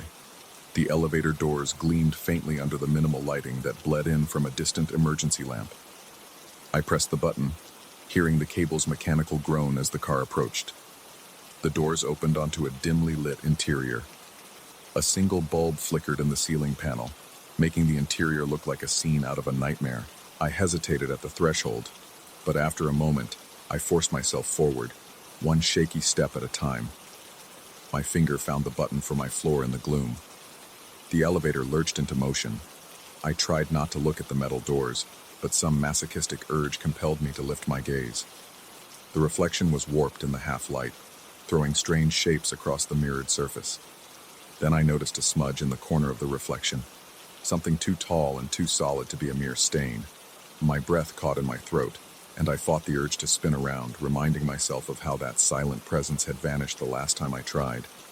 Instead, I watched in paralyzed fascination as the shape behind me sharpened into the outline of that same tall man. He was motionless, head tilted downward as if studying the back of my skull. My entire body felt like it was submerged in ice water. The overhead light flickered, and for a split second, the reflection brightened enough for me to see his eyes, dark pits that felt like they were boring straight into my spine. My throat constricted, breath coming in short, shallow gasps. My heart pounded so violently that I felt each pulse echo in my fingertips, in my temples. The back of my neck prickled as though his gaze was physically pressing into me.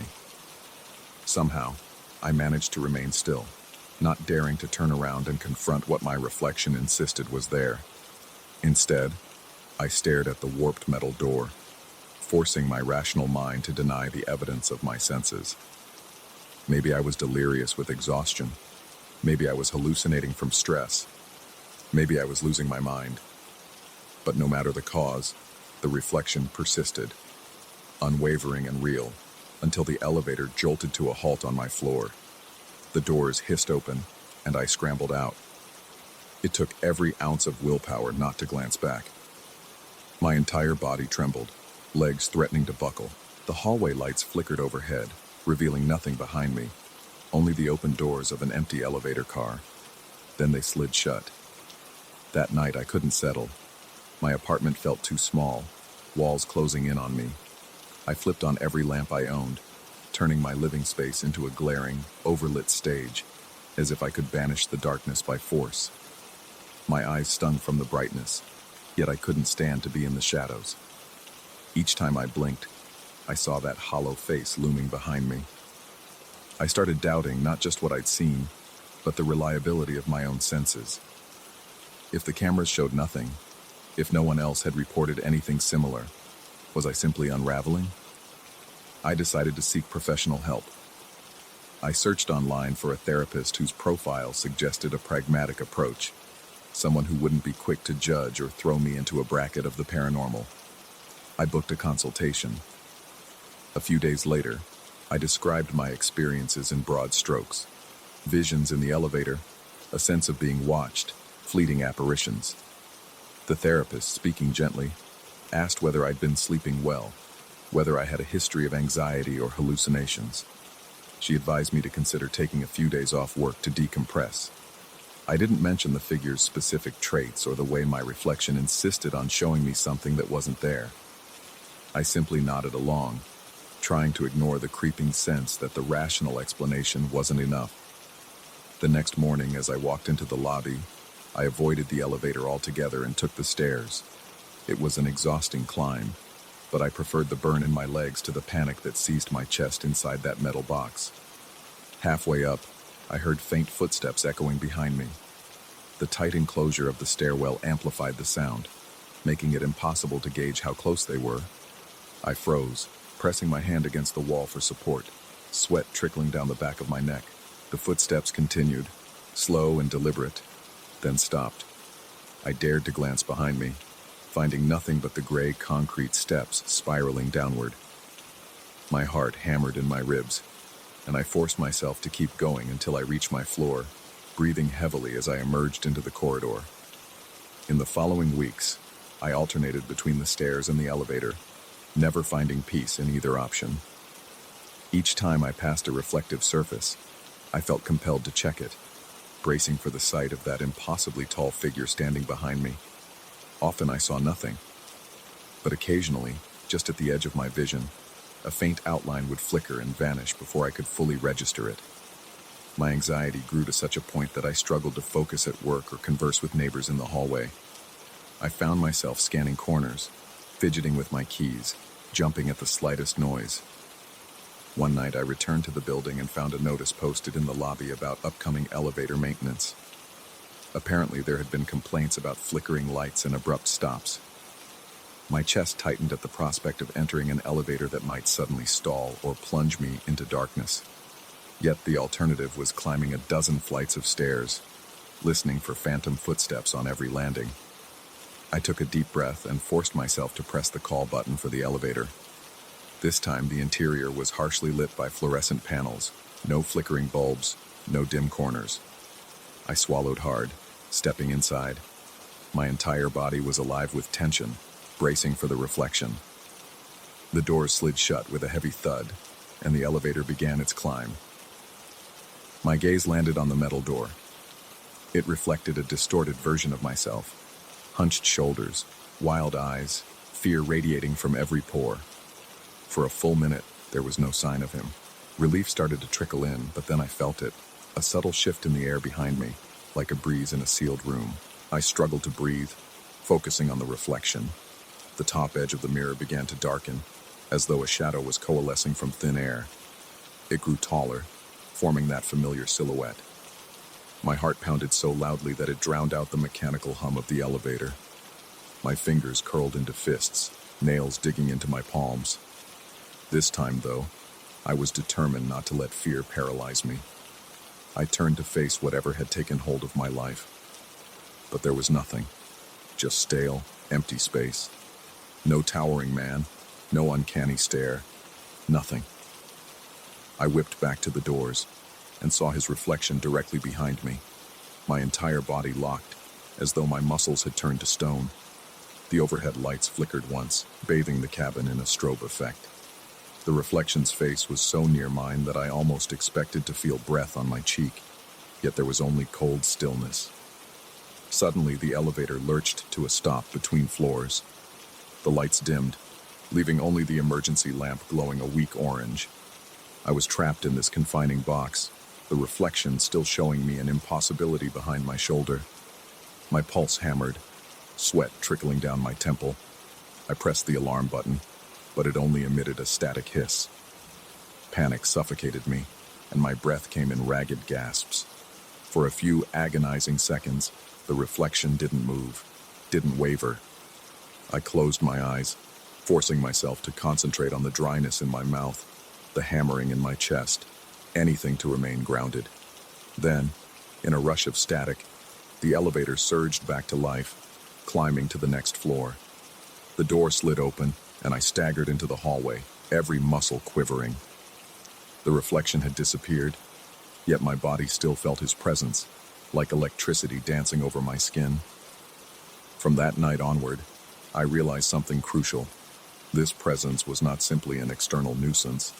It was tied to me somehow, feeding off my anxiety and terror. Avoiding him only strengthened his hold, and so, over the days that followed, I resolved to confront each experience calmly. Whenever I felt that chill behind me, I forced myself to breathe, to focus on the reality of my surroundings, rather than the creeping shadows in my peripherals. Each time I faced a reflective surface, I stared it down, unwavering. The sightings didn't completely vanish, but they began to lose their power over me. The flickers in the elevator, the silhouettes in the windows, all of them persisted, yet I started to feel an odd sense of control. He was still there, but his form grew hazy, his presence less dominating. It was as if my refusal to yield to fear somehow weakened his grip. I'm not sure I can claim victory, because even now, the building's elevator retains a haunting quality for me. Each ride brings the possibility of another glimpse, another reflection that defies explanation. Sometimes, I sense that tall figure at my back, a watchful phantom only visible through steel or glass. But I've learned that terror feeds on surrender, and while I may never fully banish him from my life, I've managed to keep him at bay. The cameras still show no one. The security guard still thinks I'm imagining things, and my therapist still suggests stress management strategies. Yet I know what I've seen. What remains is a lingering unease, a constant reminder that reality might not be as concrete as we want to believe. I ride the elevator every day, and each time my heart races just a bit. I stand straighter now, refusing to turn away from that brushed steel door. Because whether he's a figment of my imagination or a genuine intrusion from someplace I don't understand, I won't give him the satisfaction of my surrender. I live my life despite him. That's the closest thing to peace I can manage. An uneasy truce with the darkness that follows me, reflected in every metal surface and every fleeting shadow in the corner of my eye.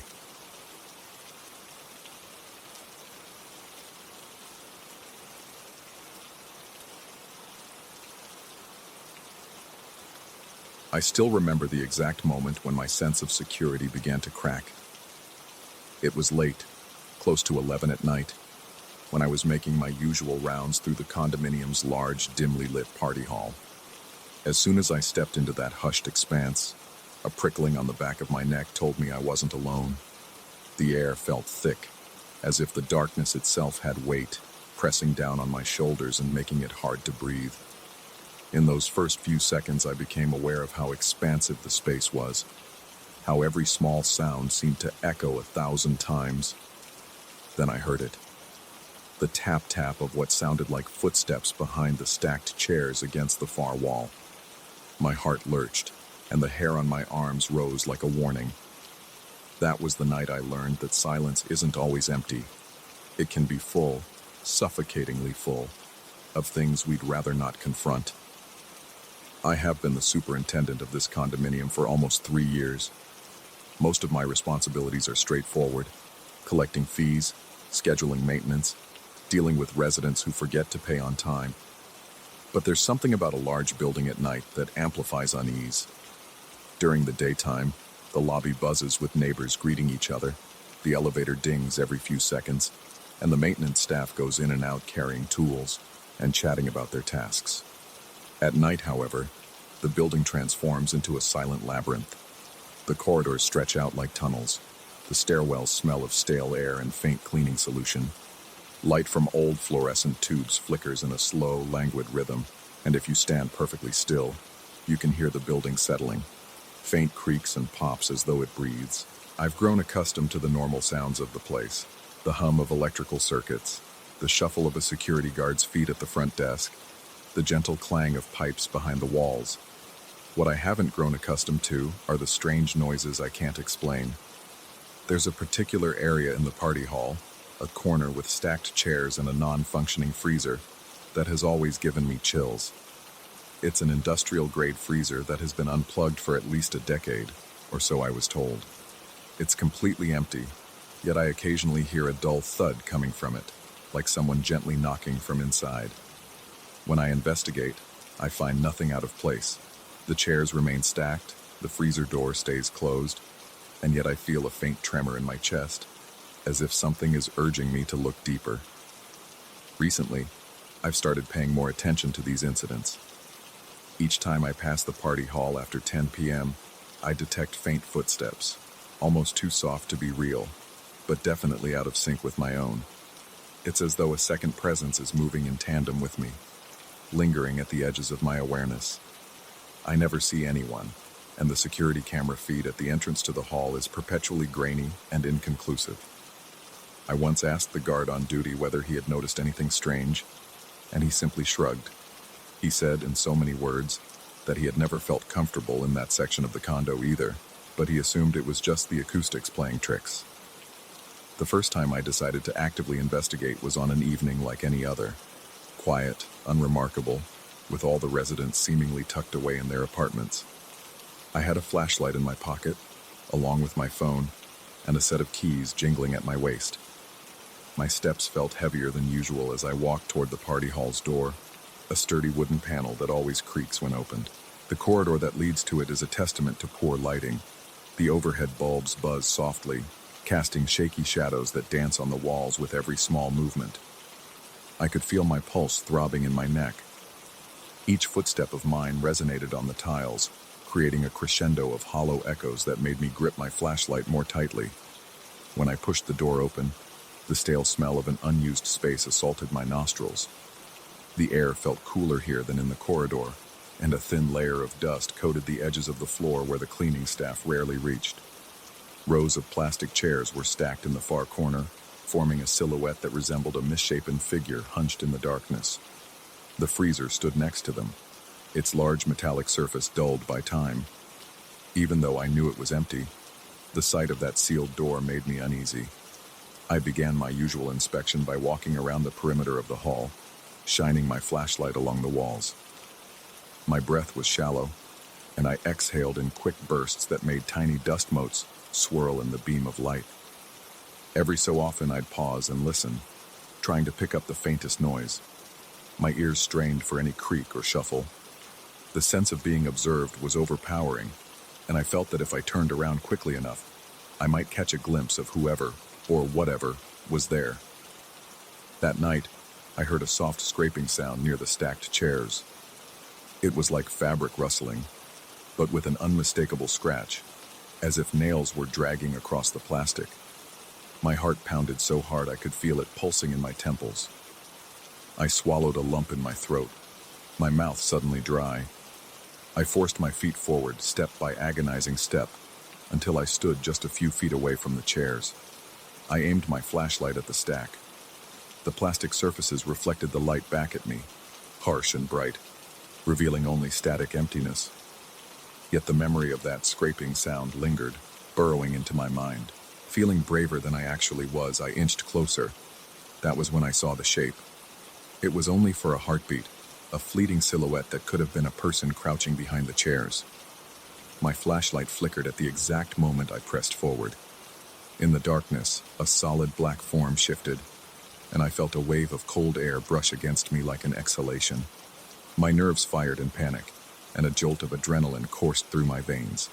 I stumbled backward, nearly losing my balance. My flashlight beam wavered wildly, slicing through the darkness without finding a target. By the time I managed to steady the light, there was nothing there, just the silent chairs and the dull metal of the freezer. I tried to calm myself by taking slow, measured breaths, but each inhale caught in my throat.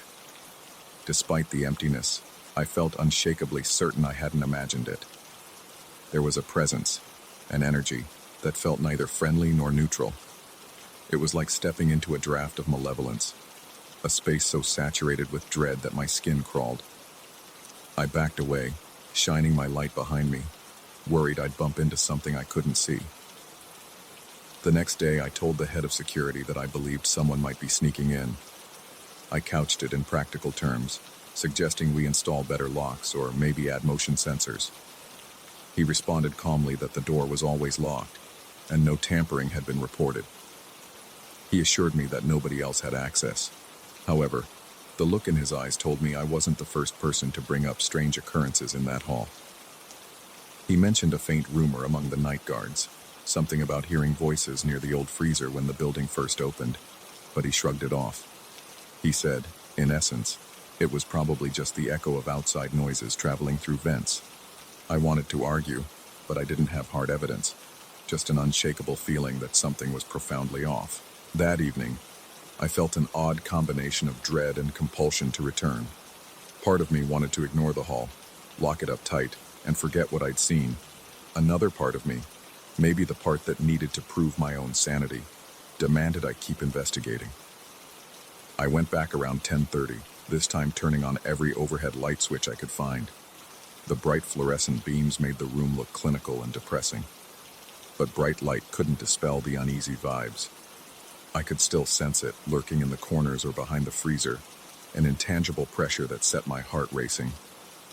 As I walked the perimeter again, a low hum seemed to build in my ears. It felt like tinnitus at first, a high-pitched ringing that made me rub my temples in frustration. Then it shifted into something deeper, a resonant drone that came from nowhere and everywhere at once.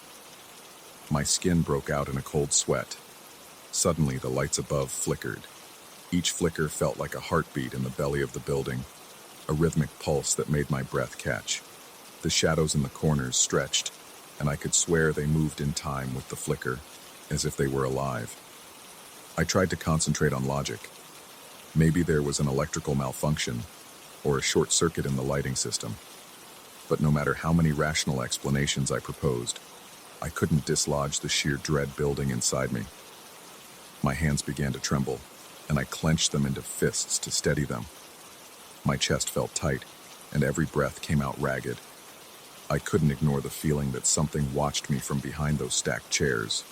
At one point, I thought I saw a flicker of movement at the edge of my vision, a darting shadow that evaporated the moment I turned my head.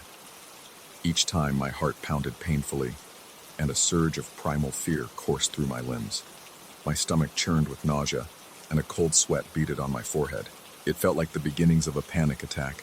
Lightheadedness, tingling in my fingertips, racing thoughts. Yet some bizarre compulsion drove me forward, telling me that if I backed down now, I might never be able to step foot in that hall again. I approached the freezer next, my flashlight shaking in my hand. I touched the metal door. It was surprisingly cold, colder than the surrounding air should have allowed. My fingertip recoiled as if I had touched ice. A chill snaked down my spine, and I fought the urge to run.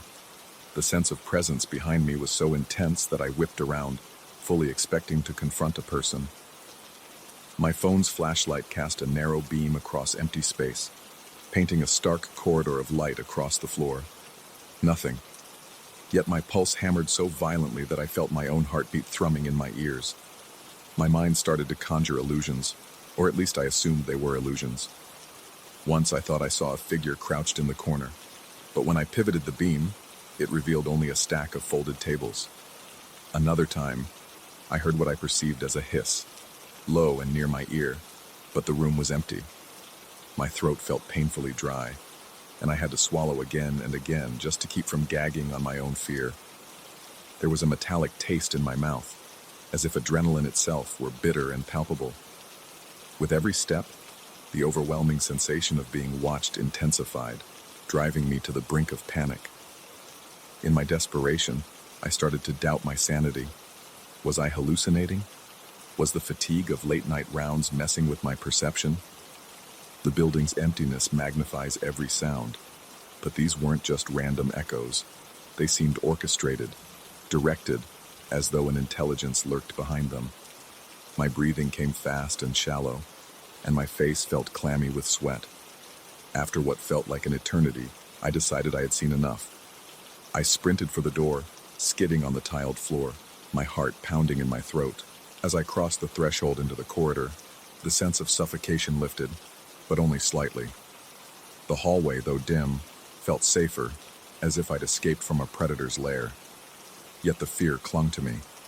My body trembled, and goosebumps prickled across my skin. I walked briskly to the security desk, where the guard glanced at me with mild concern.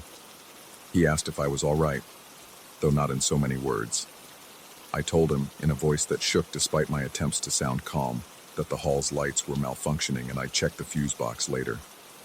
That night, sleep eluded me.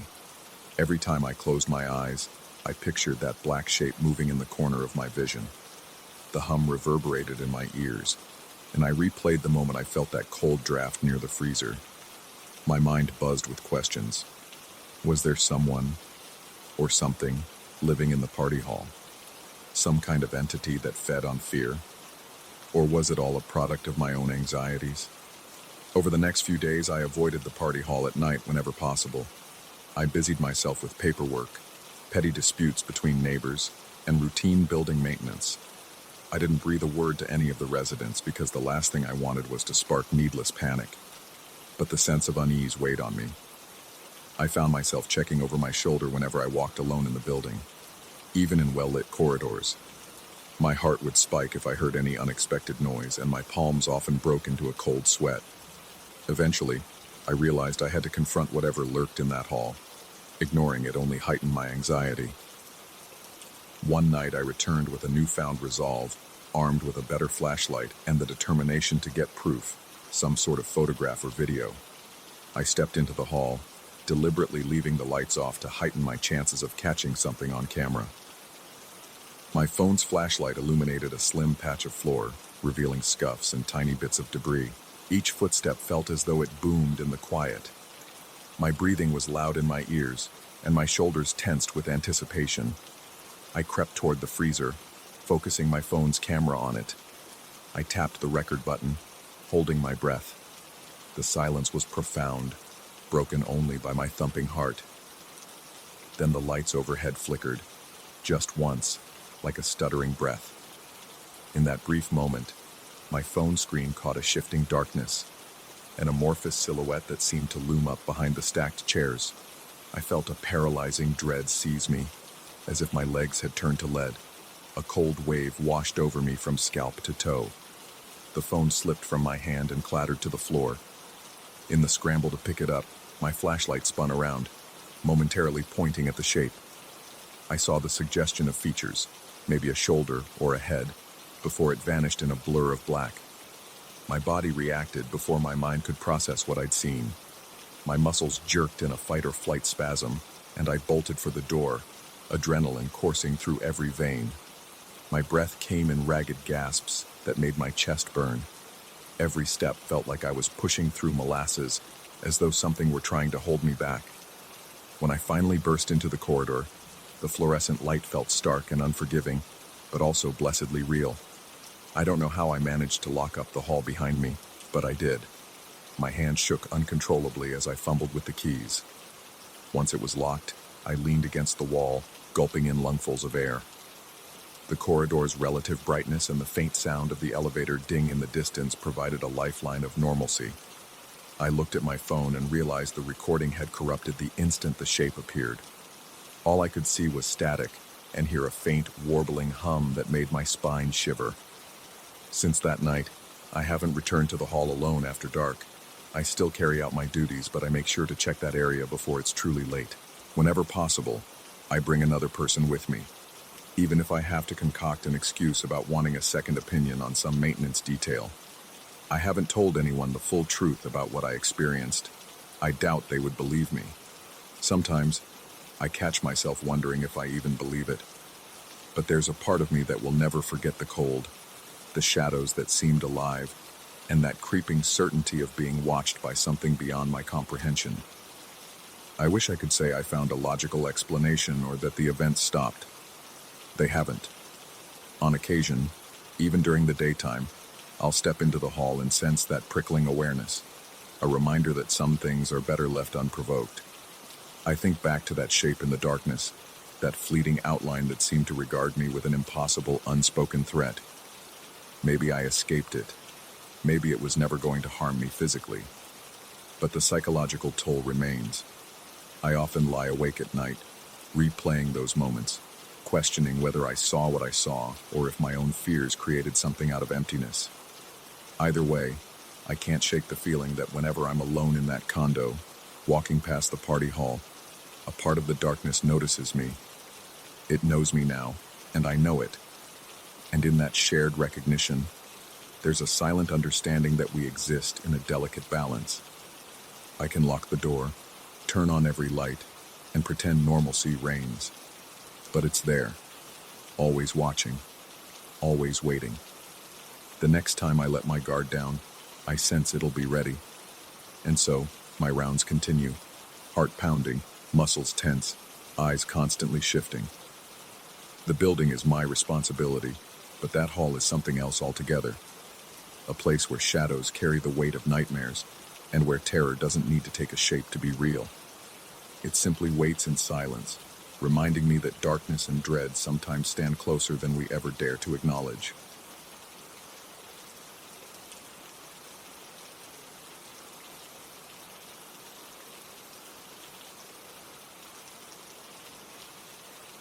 I always thought of narrow corridors as nothing more than mundane passageways, stretches of tiled floor and dim overhead lights that connected living spaces. But ever since I moved into this claustrophobic row of studio apartments, that impression has changed. The corridor outside my door has become an unsettling stage, as though it were a living thing saturated with an unexplainable tension. Late at night, I feel compelled to peer through my peephole, drawn by a nagging certainty that something is out there, lurking. Each time, I catch a fleeting glimpse of a dark shape sweeping across my field of vision. It moves fast, too fast for me to truly register. Yet when I open the door a moment later, the hallway is silent and perfectly still, as if mocking my fear with its emptiness. I am a rational man. At least I was before moving in. My name is Samuel, and I work from home, which makes the entire scenario even more troubling, because there is no real respite from this growing sense of dread. By day, the corridor seems ordinary enough. The landlord only installed one flickering fluorescent light that struggles to illuminate the entire length, leaving pockets of stubborn shadow clinging to the corners. The paint on the walls is peeling in places, revealing patches of dull concrete underneath. Every sound seems amplified by the cramped acoustics, the distant hum of the light, the faint drip of a leaky pipe, and the shuffle of neighbors' footsteps. I never paid much attention to these details before, but now they gnaw at the edges of my awareness. When night falls, I become hyper-alert to each creak, each echo, each rustle of clothing against the walls. I find myself tensing up, my heart pounding loudly in my ears whenever I approach my door. There is a magnetism to that peephole, almost a gravitational pull. I approach it cautiously, press my eye against the cold metal ring, and peer out. More often than not, it's just an empty corridor.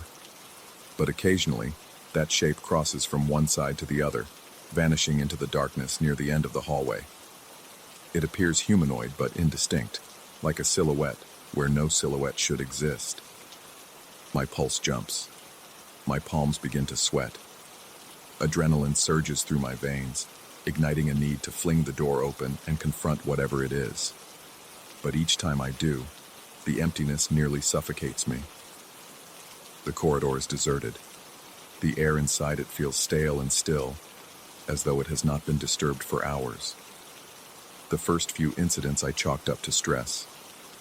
I told myself it was the effect of working long hours and living in a cramped space. Maybe I needed more sleep. Perhaps I was seeing shadows cast by the flickering light, or some trick of my peripheral vision. But the tension refused to dissipate. There was a constant knot in my stomach, an unrelenting heaviness in my chest whenever I drew near my front door. My throat would go dry, my heart would race, and a cold sweat would break out at the back of my neck. I started to dread going out for groceries or to check the mail, convinced I would see something again, or worse, feel something brush past me. I tried asking a neighbor if they'd noticed anything strange. I spoke indirectly, more to gauge their reaction than to make any outright claims. They mentioned, with a nervous laugh, a feeling of being watched. They also said they experienced a sudden drop in temperature near the middle of the hallway at night. Another neighbor confided that passing through the corridor made their skin crawl, though they couldn't pinpoint why. Nobody could explain it. None of us wanted to admit to outright fear, but our conversations were laced with the same uneasy subtext. That corridor was not normal. On one of my late-night checks, I stood there at the peephole for what felt like an eternity. My right eye strained against the metal, and I could feel the cool surface pressing into my skin. My heartbeat thundered in my ears. I could see the flickering light overhead, the chipped paint, the far end of the hallway. Suddenly, a soft scraping noise made my stomach lurch. It was like nails on cement, distant, but growing louder. I stopped breathing for a moment. My hands trembled, and my lungs felt tight. Then, just on the edge of my vision, that dark silhouette darted across. I gasped, my breath catching in my throat. My heart was pounding so violently that I felt it might burst through my ribcage. Without thinking, I opened the door. The corridor light buzzed faintly, illuminating absolutely nothing. No footprints, no figure, no sign of the scraping noise. I stared down the hallway until my eyes stung from not blinking. The silence was maddening. I couldn't even hear my neighbors through the thin walls. A rarity in this building. Everything was oppressively still, as though the corridor were holding its breath along with me. Eventually, a wave of dizziness from the tension forced me back inside, slamming my door harder than I intended. My hands were clammy, and a quiver ran through my legs. A swirl of panic laced my thoughts. Was it me? Was I creating these illusions with my own anxiety? Or was there truly something out there? Something that refused to show itself except through a narrow lens? As the nights wore on, my sleep deteriorated. I'd lie awake on my small bed, listening to every shuffle, every creak. The walls in my studio felt too close. The air seemed too thick. When I finally dozed off, I'd jolt awake from nightmares that blurred the line between reality and dreamscape. In one particularly vivid nightmare, I was standing in the corridor, and the lights were flickering more rapidly than usual. The shape was at the far end, beckoning me. My feet wouldn't move, no matter how hard I tried to run. Then the corridor seemed to elongate, stretching out like a tunnel, swallowing me in darkness, while my heart hammered and my breath came in ragged gasps. Over time, my fear turned into a kind of morbid curiosity. I started spending more time at my peephole, waiting to see if I could spot the shape again. On the nights when it didn't appear, I felt strangely disappointed, even more unsettled than if it had shown itself. My sense of reality began to distort. Was the shape real? Or did I want it to be real to justify my ongoing terror? My appetite vanished. My reflection in the mirror showed dark circles under my eyes, sweat-beaded forehead, and a tense set to my jaw that refused to relax. Friends asked if I was sick, and I couldn't find a way to explain. Eventually, I decided to test my boundaries. One night, around midnight, I placed a small wooden chair inside my doorway and left the door slightly ajar. A single crack of light spilled into the corridor, and I sat there, forcing myself to watch. The tension in my chest was almost unbearable. My mouth was dry, and my lips were chapped. My ears felt hot, and I gripped the chair's edges so tightly my knuckles turned white. Minutes passed like hours, and I heard nothing except my own pulse pounding relentlessly. Then, faintly, I caught something in my peripheral vision. A shadow, gliding along the wall, or so it seemed. I stood up, muscles taut, expecting that intangible presence to dart across the corridor as it always did. But this time, it slid slowly, as if aware I was watching. I could see it more distinctly now. A tall outline without a face, without features, moving as if the space itself was bending around it. My stomach clenched, and a wave of nausea hit me. I wanted to back away, to hide, but my fear anchored me to the floor. The shape paused near the flickering light, making it dim momentarily. And for a split second, I had the dreadful certainty that it was looking directly at me, even though it had no eyes, no discernible head. My breath caught in my throat. I swallowed hard, fighting the urge to call out or slam the door. The shape lingered, then slid out of sight toward the far end of the hallway.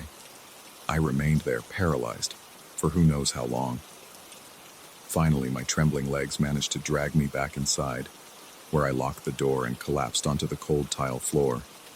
My lungs were on fire from holding my breath. My heart felt like a hammer inside my chest. Sweat trickled down my temples and my entire body was shaking. That was the first time I'd seen it move slowly, deliberately, almost as if it wanted me to witness it.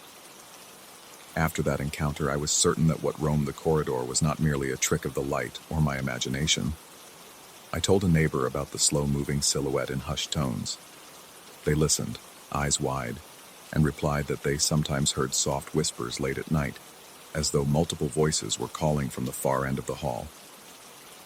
Another person mentioned seeing walls that seemed to shift in the corner of their eye, as if the corridor expanded and contracted at will. None of us had a conclusive explanation.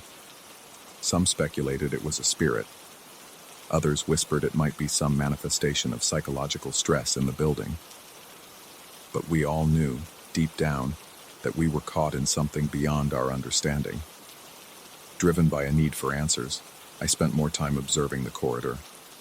I noticed little things: the temperature dropping near the center, the strange echo my footsteps made as though the space were swallowing sound, the shadows on the walls seeming to pulse with the flicker of the light. My paranoia became all-consuming. I started questioning my own sanity. Could a place truly twist itself into such a malignant shape? Or was my mind bending under some hidden pressure? Every muscle in my body was constantly on edge. My appetite was gone. My hands shook, and I couldn't concentrate on my work. I even caught myself talking out loud in my studio, trying to rationalize the events, trying to remind myself that I wasn't alone in this experience. But isolation has a way of amplifying fear until it becomes something monstrous. One night, after an especially restless evening of pacing back and forth, I decided I'd confront the corridor head-on. I grabbed a small flashlight and stepped outside, determined to walk from one end to the other. My mouth was so dry that my tongue felt heavy. My heartbeat thundered, echoing in my head. The fluorescent light overhead flickered madly, casting odd, jerky shadows. Each footstep produced a hollow tap that rebounded weirdly. Halfway down, the temperature dropped so drastically that goosebumps erupted across my arms. The air itself felt thick, like walking through invisible cobwebs that brushed against my face and arms. I shivered, clenching my jaw to stop my teeth from chattering. The corridor stretched out in front of me, seeming impossibly long for such a small building. My flashlight flickered too, as if mimicking the overhead light. My legs felt like lead. I thought about turning back, but something compelled me forward. The oppressive silence was almost suffocating. Then, from behind me, I heard a shuffle, a slight movement of fabric against the wall. My heart seized, and I spun around, shining the flashlight into the gloom. Nothing. Just the same worn walls and the distant shape of my door. Yet I felt that presence, right there, hovering just out of sight. I pressed onward. The air thickened, almost like a living entity resisting my progress. Finally, I reached the end of the hallway, which opened into a small maintenance area. The sense of relief that washed over me was intense. My breathing was ragged and sweat trickled down the sides of my face. My knees felt weak. But there, at the very end, I found nothing unusual. Just an old utility closet with a battered padlock. The corridor behind me now seemed to return to its normal length, or at least it appeared so from this vantage point. For a moment, I had the disorienting impression that I'd been caught in some looping dream. Everything looked painfully ordinary again. It was only when I turned to walk back that my flashlight illuminated something on the floor near the wall. Faint scratches, as though made by fingernails or some other sharp instrument. They ran parallel for a few inches, then tapered off. I knelt down to examine them, my stomach knotting with dread. The marks were fresh. A chill slid down my spine. I shut off my flashlight, not wanting to see anymore. My legs began to shake, and panic slammed into my chest. I rushed back toward my door, each step feeling heavier than the last. Footsteps echoed in my ears, mine or something else's. I couldn't be sure. Upon entering my apartment, I bolted the door and leaned against it, trying to catch my breath. My heart thumped so hard I thought it would bruise my ribcage from the inside. My skin was clammy, and a tremor ran through my hands. But I felt a strange sense of triumph. I had dared to walk the length of that corridor, and I was still here, still in one piece. That relief, however, was short-lived. Now I had proof. Scratches on the floor, that intangible heaviness, the flickering light contorting shadows. There was no more denying it. In the following days, I gathered my resolve. I reasoned that if this presence was anchored to the corridor, perhaps standing up to it directly was the only way to break its hold on my mind. But each time I built up the courage to confront it, that same primal fear would tighten my chest, reminding me of how powerless I felt in its domain.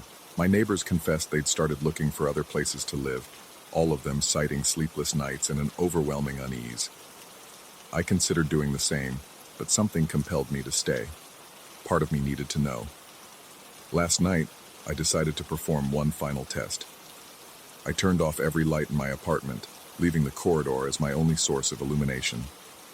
I crouched near the peephole, feeling my heart flutter in my chest like a trapped bird. The corridor's fluorescent bulbs sputtered weakly, painting everything in a sickly glow. Time slowed. Every breath felt labored. Then I heard that scraping sound again, closer this time, resonating through the walls like a muffled shriek. My hands trembled violently, my vision blurred with tears of raw panic. Suddenly, the dark shape glided across my line of sight, pausing directly in front of my door. My pulse slammed in my ears. My body froze, pinned by an invisible force. I squeezed my eyes shut, bracing for something, anything, to happen. A moment later, the corridor light blinked off completely, plunging everything into absolute darkness. My stomach dropped. I scrambled backward, barely managing to stifle a startled yelp. Then, as if mocking me, the light came back on. I pressed my eye to the peephole. The corridor was empty. An uneasy silence loomed. Now, as I write this, my hands are still trembling. I feel a gnawing certainty that the corridor has not finished with me, that it is waiting for the perfect moment to show me what truly lurks in its shadows. Tonight, I plan to leave my apartment for a short while, just long enough to clear my head. But I know I'll have to pass through that corridor, accompanied by my own hammering heartbeat and the dryness in my throat that no amount of water can soothe. The thought tightens my chest with fear so powerful it borders on hysteria. Even if I escape physically, I'm not sure I can ever rid myself of this place. It has seeped into my mind, into my senses, twisting reality into something dark and volatile. Whenever I close my eyes, I see that flickering corridor, that silhouette gliding along the wall, its non-existent gaze drilling into me with silent malice. I hear the scraping. I feel the cold press of the peephole against my face, and I sense the corridor watching me back. I won't pretend I have a neat resolution to all this. I only know that some doorways, some hallways, are thresholds to things beyond our understanding. Perhaps I'll move away and try to put it behind me. Or maybe I'll confront it again in a final showdown of wills. But the corridor has already marked me, and I suspect the memory of that shape crossing in the shadows will haunt me for a long time to come. No matter where I go, I'll carry that relentless chill in my bones, that pounding in my heart, that dreadful certainty that there are places where the darkness is alive, and sometimes it stares back.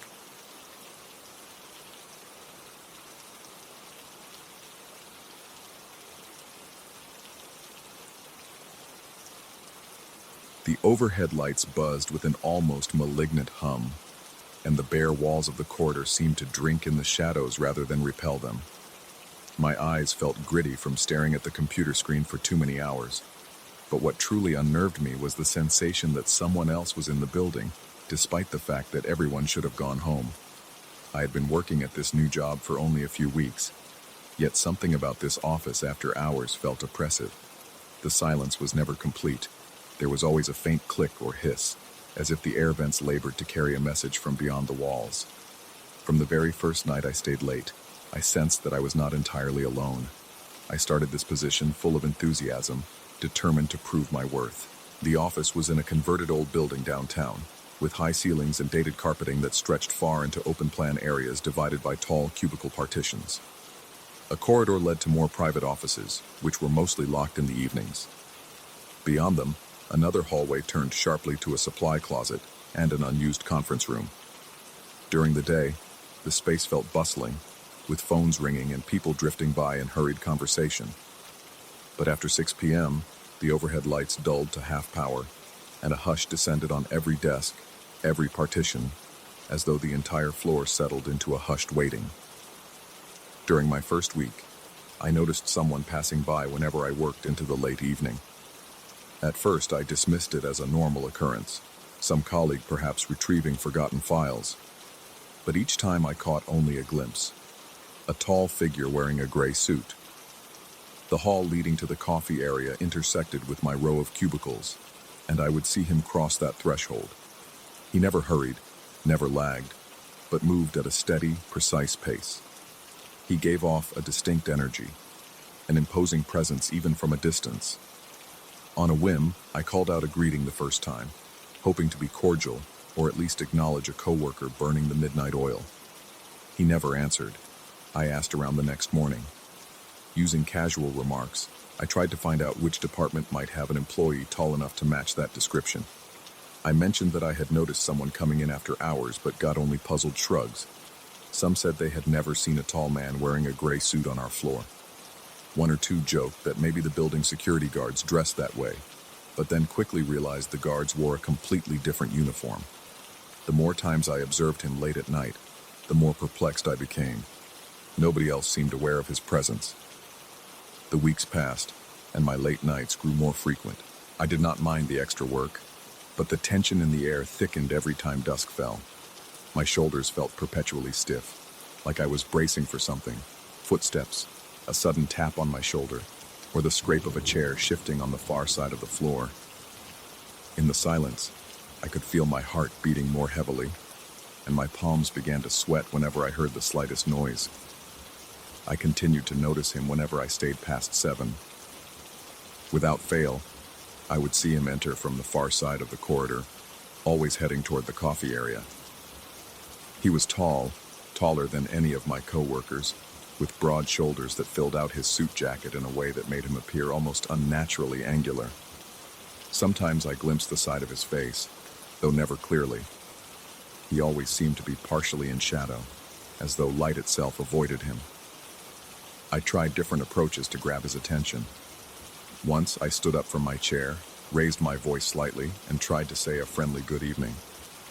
He still offered no reply, no glance in my direction. He would simply pass by in that same rhythmic pace. Something about this figure felt unreal. My breath would catch in my throat just before I saw him, like the air shifted in temperature a moment before he appeared. The overhead lights, which were typically steady, seemed to flicker just briefly as he walked past. My heart would race, pounding so strongly that I could hear it in my ears. Sometimes a cold sweat formed on the back of my neck, and my shirt clung to my spine. Rationally, I told myself he was a coworker, or maybe a supervisor from another department, too lost in thought to acknowledge me. But a nagging fear grew inside me, one that told me his presence was anything but normal. Late one evening, I approached a colleague before she left, asking her more directly if there was any record of an executive who liked to roam the halls after hours. She looked at me with genuine confusion, and there was a hint of concern in her expression. She mentioned that she had never encountered such a person and advised me not to overwork myself. She speculated that exhaustion could play tricks on the mind, making us see patterns or shapes that were not really there. I thanked her and tried to dismiss my worries, but the conversation left me even more unsettled. I decided to prove his existence, if only to calm my own nerves. One Thursday night, around 8, I deliberately waited at my desk, keeping the overhead lights near my cubicle on. The rest of the area gradually grew darker as motion sensors shut off the unused sections. I sat there, each minute an agonizing watch for any sign of movement. The building felt like it was holding its breath, and I found myself on edge, hands trembling and a dryness forming in my mouth. Around 9, I heard the air conditioning kick on with a whoosh, and with it came the faintest of footsteps echoing from the far corridor. My pulse spiked. I stood slowly, muscles tense, and peered over the top of the cubicle. There he was, the tall man in the gray suit, gliding past the coffee station. My chest felt tight, and I drew shallow breaths as I gathered my courage to follow him. I trailed at a safe distance, hoping not to alert him, though a small part of me worried he might turn around suddenly and catch me in the act. With each step, the carpeted floor seemed to muffle all sound except for the rapid beating of my heart. He walked toward the far set of offices, the ones rarely used. Despite my initial plan to confront him, my courage wavered the closer I got. The corridor lighting was dimmer here, with only the emergency lights glowing in a subdued amber hue.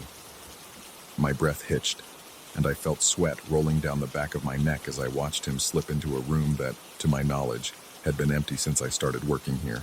The door was partially ajar, and I crept toward it, swallowing hard to suppress the dryness in my throat. Inside, there was no furniture, just an unused space with blank walls and a single window that faced another building. I stood at the threshold, focusing on every noise my body made, the rush of blood in my ears, the ragged inhale of my lungs. Then, as though my eyes played a sick trick, I realized the room was empty. I stepped inside, turned on the light, and confirmed it was truly vacant. No desk, no chairs, no occupant. The man, or whatever he was, had vanished as if he had stepped through a hidden door. My breath caught in my chest, and I had to prop myself against the wall, knees threatening to buckle. A wave of cold fear surged through my body, so intense that my hands shook. For the next few days, I obsessed over that moment. I replayed it in my mind, trying to recall every detail. The color of his suit, the way he walked, how the corridor felt cooler in his presence. I considered the possibility of illusions, stress-induced visions, or even some bizarre joke. I tried to rationalize that maybe there was a second door leading to another hallway. But this was not a labyrinth of an office. It was just an old building with a fairly standard layout. I resolved not to stay late anymore. The idea of encountering that presence again filled my thoughts with dread, and I could hardly focus on my tasks during the day. The rest of the office looked normal enough under fluorescent light, with colleagues bustling and phone lines ringing. Yet I felt a mounting sense of paranoia. I became hyper-aware of corners, of partitions, of any angle from which someone could watch me unseen. My reflection in the glass doors at the entrance startled me, as I half expected to see his shadow behind me. Eventually, a large project forced me to put in extra hours again. I tried to keep my mind steady, reminding myself that I had survived the previous encounters unscathed. Though no one died or disappeared, I repeatedly told myself that no real harm had actually come to me. The psychological toll was building. Each clack of the air conditioning vents felt sinister, like a harbinger of his arrival. Every squeak of the old plumbing made me tense up, heart hammering in my chest. One Wednesday night, I found myself alone again at 8:30, finishing a report that was due the next morning. I told a coworker about my plan to leave by 9. He joked that I should not let the ghost get me, which only made me more uneasy. As the last of my colleagues departed, the lights overhead began their slow fade into the half-powered evening mode. I sat at my desk, typing furiously, determined to finish and escape. Then I heard a shuffle behind a partition. At first I tried to ignore it, chalking it up to the building's usual settling noises. But my gut told me otherwise. There was something off about the sound. It was too deliberate. My heartbeat drummed in my ears and my breathing became shallow. I could feel that cold sweat again, forming a damp line across my forehead. Summoning what little courage I had, I stood and glanced over the cubicle wall. I saw nothing, just dark partitions and the faint glow of a single desk lamp someone had forgotten to switch off. but I could not shake the feeling of being watched. I returned to my chair, forced my gaze to the screen, and tried to focus on my work. The words blurred. My throat felt parched, and each breath was an effort. The noise came again, a slight scuff of shoes against carpet. My body tensed so completely I felt a cramp forming at the base of my spine. I closed my eyes, telling myself I had to keep it together. After a minute of dreadful silence, I decided I could not stand it anymore. I had to leave. Gathering my things, I rose from my seat and stepped into the aisle. My legs felt rubbery, each step a challenge as I moved toward the elevator. A flicker of movement at the corner of my vision made me turn my head. Behind one of the tall partitions, I could have sworn I saw a slice of gray fabric slip out of sight. My chest constricted, and a tremor ran through my body from head to toe. I picked up my pace, ignoring the dryness in my mouth and the pounding in my ears. At the elevator bank, I stabbed the call button repeatedly, my free hand clutching the strap of my bag as though it were a lifeline. The elevator door opened and I stepped inside, heart racing uncontrollably. As it began to descend, I stared at my reflection in the steel panel. My face was pale, with sweat beading on my temples, and my eyes had that haunted look I used to dismiss in others. When the doors slid open on the lobby, a sense of relief washed over me. I practically ran out of the building, gulping in the cool night air as though it were salvation. Days later, I convinced myself to stay calm and resume a normal schedule. Sometimes it is easy to blame these experiences on exhaustion or an overactive imagination. Yet something lingered. It was not just fear. It was an awareness that this figure, this man in the gray suit, was beyond any simple explanation. I found myself double-checking every shadow in the office, every reflection in the glass. I also avoided passing near that empty room, the one he had entered and vanished from. Whenever I walked by that corridor, my arms prickled with goosebumps, as if an electrical charge buzzed through the air. Even if he was not visible, I felt the weight of his presence. On a particularly quiet Friday evening, I volunteered to finalize some spreadsheets. Part of me wanted closure, an opportunity to prove that my imagination had run wild. The floor emptied by 7, and I sat there, alone once more, ignoring the slight quiver in my hands as I typed. Eventually, I heard the familiar hum of the motion sensor lights flicking off in the unused areas. The hush intensified, my ears strained for any out-of-place sound. My skin felt clammy against the back of my office chair. A persistent drop of sweat ran down my temple. Then, out of nowhere, the sense of being watched struck me with full force, so powerful it felt like an actual physical presence behind me. My spine tingled. I spun around, eyes wide, but there was no one. Only rows of silent cubicles and a faint lamp glow. My heart pounded as I stood up, scanning the area. An unexpected chill crawled up my arms, and the short hairs on my neck stood up. Something told me to look toward the reflection in the window. Gathering my nerve, I turned to face the glass, which revealed the murky darkness of the city outside. For a split second, I saw the outline of a tall figure behind me in the reflection, gray-suited, standing impossibly close. My breath froze in my throat. I whirled around instantly, only to find myself alone. My chest constricted, and I felt nearly lightheaded with adrenaline. Panic seized my mind, and I hastily shut down my computer, every second seeming to stretch infinitely. The overhead lights flickered just once as though something glided past them, a ripple of shadow crossing the floor. My heart hammered so violently I feared it might explode. Unable to endure another moment, I grabbed my coat and fled. I did not bother with the elevator this time. I took the stairs 2 at a time, nearly stumbling in my haste to get out. Each step reverberated with a hollow echo, and I fought the suffocating thought that he might be behind me, gaining ground with every stride. Reaching the exit, I burst onto the street, a rush of cold night air hitting my sweat-soaked skin. Relief mingled with an urgent sense of dread. I realized then that I would never get a neat explanation. This gray-suited presence had embedded itself into the fabric of the office, into the architecture of my fear.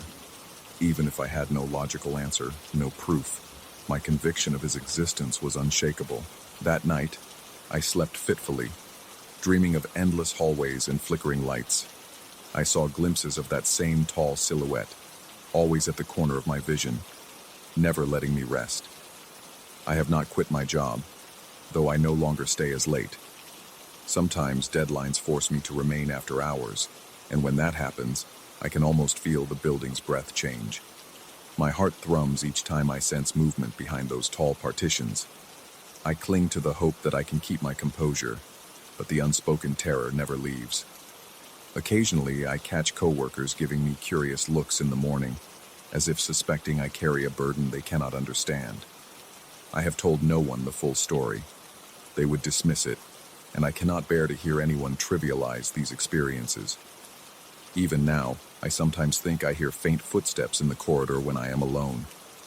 If I risk a glance, all I see is an empty hallway or an idle water cooler. Yet the tension remains, an electric hum that raises the hair on my arms. At times I almost dare to speak aloud, to tell him I know he is there. But then my throat tightens, and I remember how easily he vanished into that empty room. I no longer doubt the reality of what I felt, even if it resides in some bizarre intersection of psychology and the unknown. Perhaps he truly is a restless presence tied to the building, or a manifestation of my anxiety. The reason matters less than the fact that he still lingers in that silent domain after hours. I can feel him in every flicker of the overhead lights, every unexpected shuffle behind the cubicles. There is no neat conclusion to be found. I continue to do my job, although with heightened vigilance and a perpetual knot in my stomach. When others leave for the night, I make certain not to stay behind for too long. Yet on rare occasions, something compels me to look down that corridor, to stand at the coffee station and sense the air shift. I wonder if he might appear, passing calmly in that meticulous stride, ignoring all attempts to greet or question him. And whenever I feel that icy grip of fear, I remember how he vanished into that vacant room. I remember the reflection of his silhouette behind me. It is a reminder that in this place, where each cubicle stands like a silent sentinel, we can never truly know what lurks just out of sight. And that knowledge alone is enough to keep me awake at night, heart pounding in the silence.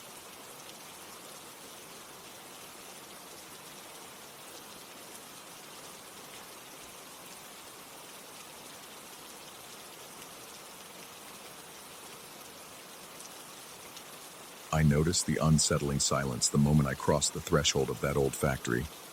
It was the kind of silence that devours all sound, a heavy hush hanging in the air and pressing in on my eardrums. Even though it was late afternoon, the sun seemed powerless against the towering concrete walls, leaving corridors shrouded in perpetual twilight. My heart pounded before I even fully stepped inside.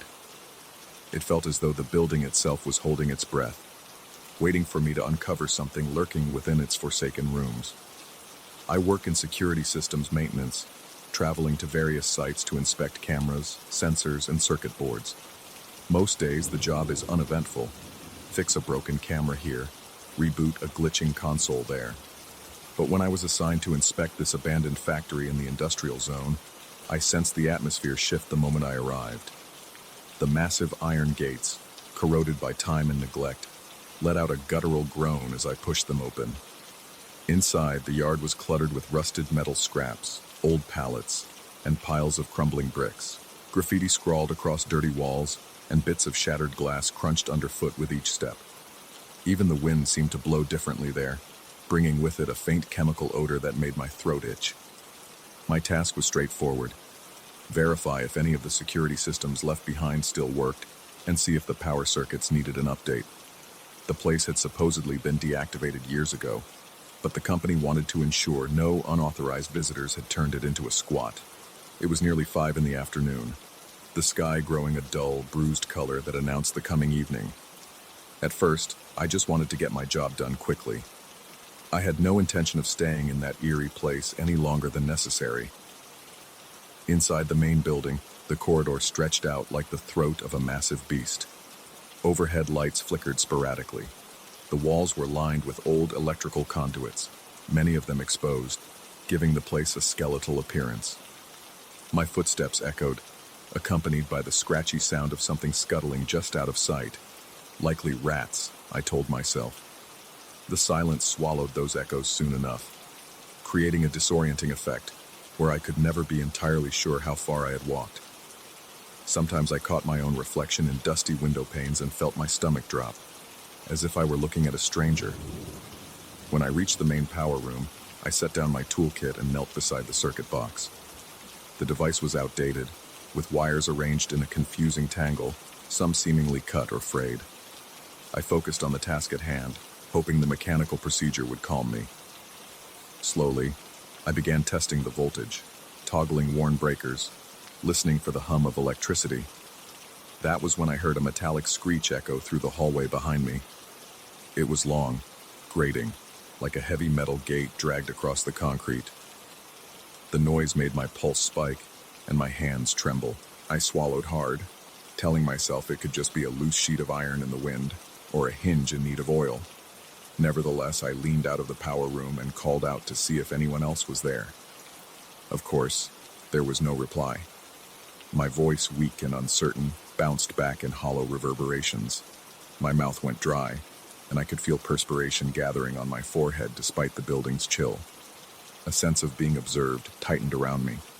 I told myself I was alone, but I couldn't shake the uncomfortable thought that something, or someone, stood out of sight, watching.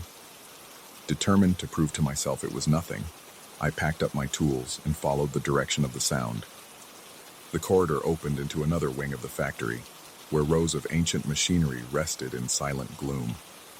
The hulking silhouettes of old presses and conveyor belts loomed around me like dormant giants. The dust under my feet drifted into little clouds, revealing fresh boot prints. They led in a purposeful line toward a large, corroded steel door at the end of the aisle. Panic and curiosity warred inside me. Perhaps there really was another worker here, maybe a security guard or a vagrant who had wandered in. I moved cautiously, each step matching the size of the footprints. They were bigger than mine, and whoever left them must have walked through only moments earlier. The dust had not settled again. As I approached the steel door, my breathing became shallow. My temples throbbed. I told myself I was simply being thorough. I reached for the handle, which felt cold and grimy against my palm, and I lifted it with a creak that sent a jolt down my spine. Inside was a small, pitch-black room. I shone my flashlight around, revealing concrete walls, an empty floor, and no other exits. Nothing but a dead end. The beam of my flashlight trembled in my unsteady grip. There was no place in that room to hide. If anyone had stepped in there, I would see them. Yet it was completely vacant. I stood there, waiting for something. Maybe a voice, maybe the scuff of boots on concrete. Instead, I heard only my ragged breath. I felt suffocated by the damp air that smelled of mildew and stale grease. Finally, I turned around, baffled and uneasy. When I cast my flashlight back onto the dust-covered floor, the footprints that had led me here were gone. My own shoe prints were there, but the other set had simply vanished, as if they had been erased by an invisible hand. An icy sweat coated my neck. My throat constricted, and I felt an irrational urge to bolt. Yet, I stayed rooted in place, heart hammering so loudly I wondered if it echoed in those dark corridors. Trying to maintain my composure, I retreated from that claustrophobic space. I returned to the power room, finished up the inspection in record time, and left the building without looking back. On the drive home, I couldn't stop replaying the incident in my mind. It made no logical sense, but maybe it was just a trick of the light, or maybe the dust had shifted with a draft. I repeated these rationalizations to myself until they began to sound hollow. Since that visit, I've been tasked with occasional night shifts at other sites, but the memory of that factory refuses to leave me. Whenever I step into a dimly lit warehouse, or even a smaller building with flickering lights, the same sense of being watched creeps up on me. The hair on the back of my neck stands on end, and my pulse quickens. At times I catch myself glancing sideways, certain I'll see the outline of someone standing just out of reach. The worst part is, I never find anything. My colleagues tease me about looking paranoid, but they don't know what I experienced in that hollow labyrinth of rust and shadows. A few weeks later, my boss informed me I'd have to return to that factory for a final inspection.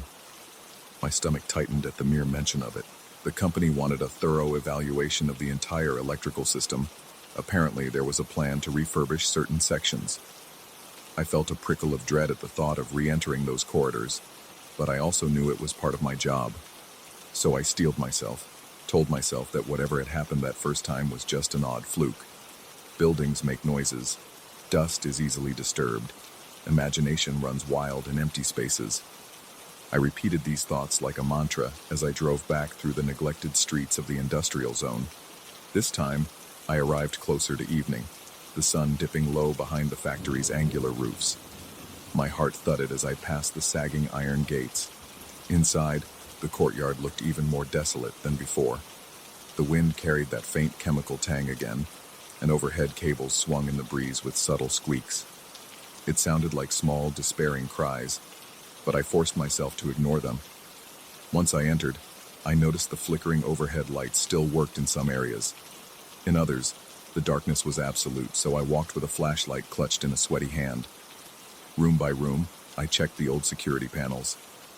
Most were defunct.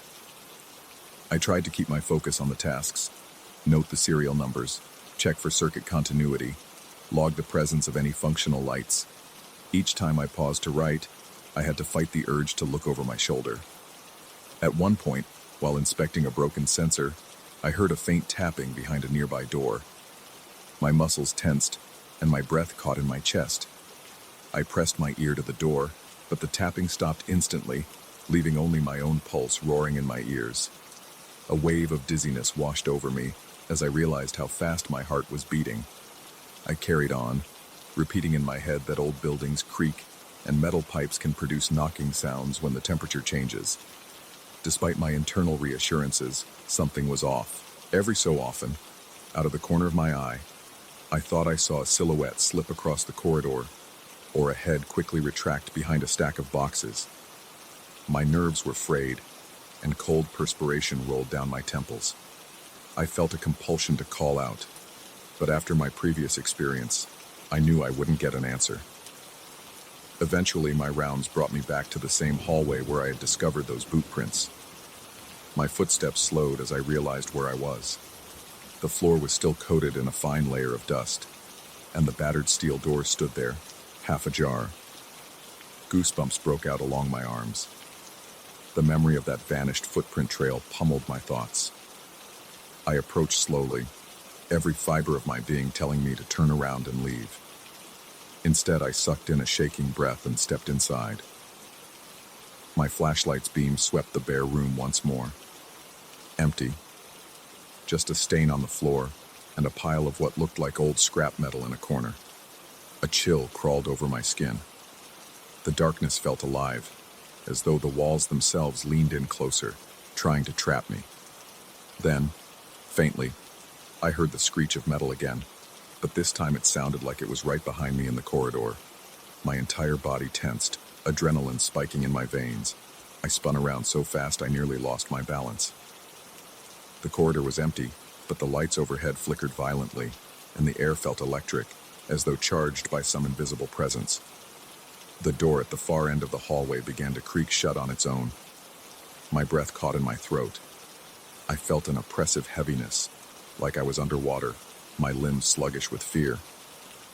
Summoning courage I wasn't sure I possessed, I walked back out of the small chamber to investigate. When I reached the door, it stopped moving.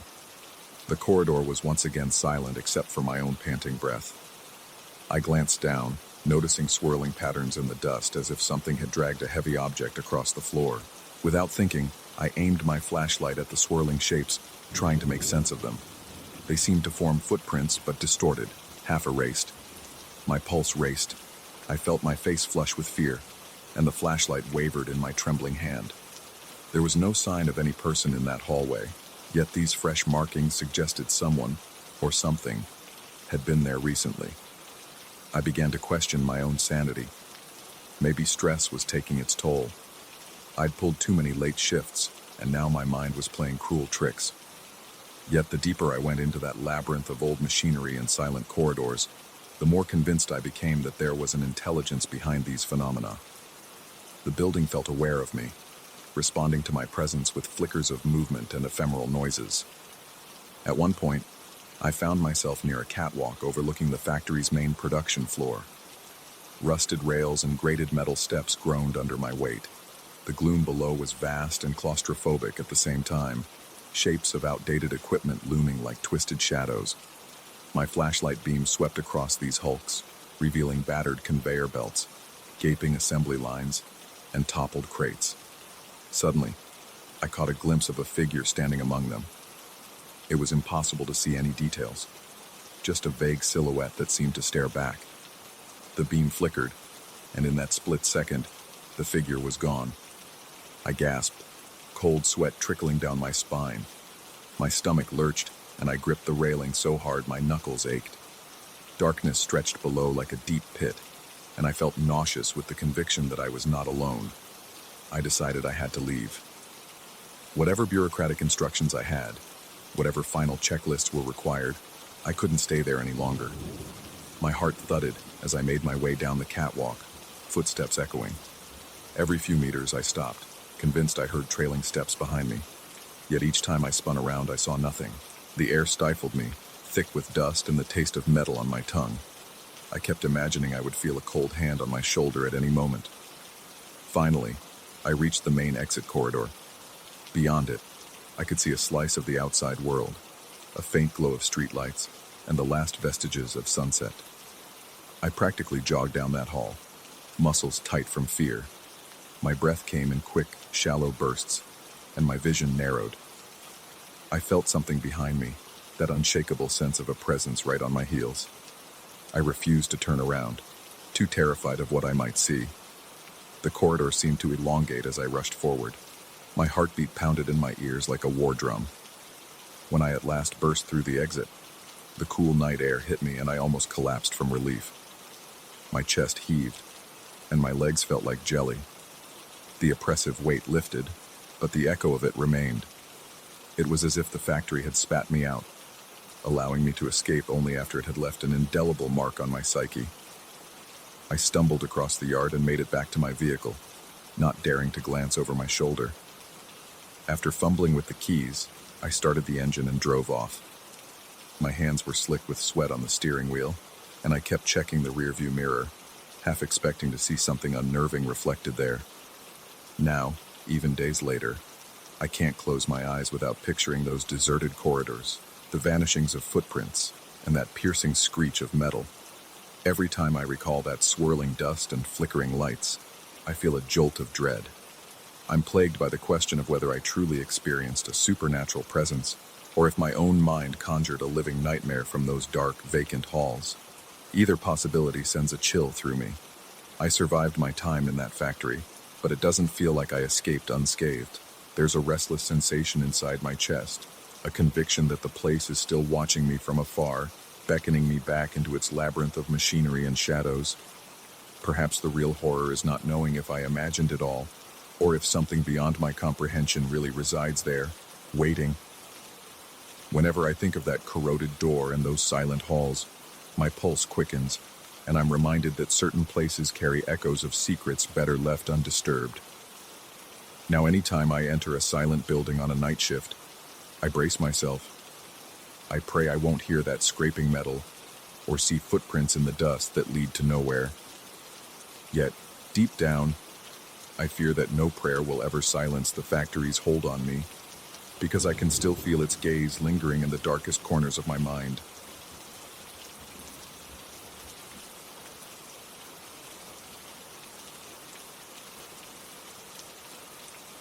Everything about that day felt wrong from the second I turned my key in the front door. The hallway light flickered as if it were anticipating my arrival, casting jittery shadows on the walls. My heart kicked into a faster rhythm right then, and my skin prickled with a sensation I can only describe as preemptive dread. I forced myself to inhale slowly, but the air tasted stale and somehow hostile, thick enough to lodge in my throat. There was no immediate logical explanation for this sudden heaviness.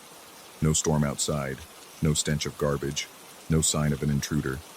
Yet a shard of unease wedged itself firmly in my chest, and it refused to leave. I live in a modest 2-bedroom apartment with a friend named Dan. Our schedules hardly ever overlap, I work during the day, and he works overnight shifts at a local hospital. He is typically gone by the time I wake up, and I'm usually asleep before he returns. In theory, this arrangement should have been perfect. Yet, from the beginning, I noticed odd little things that didn't match up with our routine. The coffee machine would be in a completely different spot on the counter when I got home, or the dining chairs would be pushed against the wall as though someone needed extra space. At first, I rationalized it as Dan's doing. Maybe he liked to rearrange the kitchen when he was on edge after a long shift. But when I casually brought it up, he denied it. He insisted he rarely even used the kitchen, preferring to pick up takeout on his way home. I tried laughing it off, telling him he was probably sleepwalking or messing with me. He swore he had no clue what I was talking about. My stomach twisted a little each time he shrugged in genuine confusion. It's not like I ever felt physically threatened, at least not in the beginning. My primary reaction was a mild disquiet, a vague sensation that someone else was passing through my personal spaces. In some corner of my mind, I wondered if I was simply forgetting my own actions. Maybe I had rearranged the coffee machine in a hurry before leaving for work, or maybe I shoved the chairs aside without thinking. Still, the memory lapses would have to be huge, and it started happening too often. The coffee machine would sometimes be tilted at an angle I never used, or I'd find magazines moved from the coffee table to the side of the couch. I told myself it was harmless, convinced I was being paranoid, but the itching under my skin never quite stopped. One afternoon, everything escalated. I had stepped out for work in the morning, double-checking that my bedroom door was locked. I'm usually lax about such things, but I'd gotten into the habit after noticing my belongings weren't always in the same place I'd left them. That day, after a long, grueling shift, I arrived home to find my bedroom door standing wide open, as if inviting me inside. My heart thudded against my ribcage so violently that I felt nauseated. The hush in the apartment only made it worse.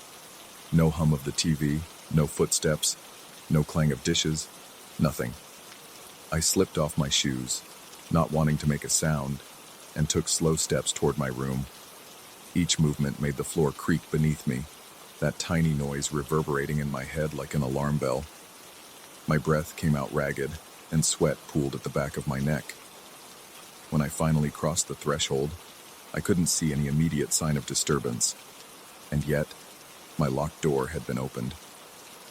I confronted Dan later that night, asking if he had been there at all or if he had company who might have wandered into my room by mistake. He insisted that he had not come home until much later, and that when he did, he went straight to his own room. He looked genuinely concerned, like he was worried I might be losing it, or worse, that someone else had found a way into our home. I wanted to trust him. We'd been friends for a couple of years, and he'd never struck me as a liar. But I couldn't shake the feeling that something wasn't adding up. From that point on, every nerve in my body felt wired for vigilance. My heart pounded at the slightest noise. I'd catch myself sweating for no reason, my palms damp whenever I opened the front door. I started making subtle marks on my drawers and doors, tiny pencil lines so faint that only I would know where to look. After a day or two, I checked them. Always erased or smudged, always tampered with in some fashion, but never with any sign of forced entry. The locks were fine, the hinges unbroken, yet it was undeniable. Someone or something was accessing my private spaces.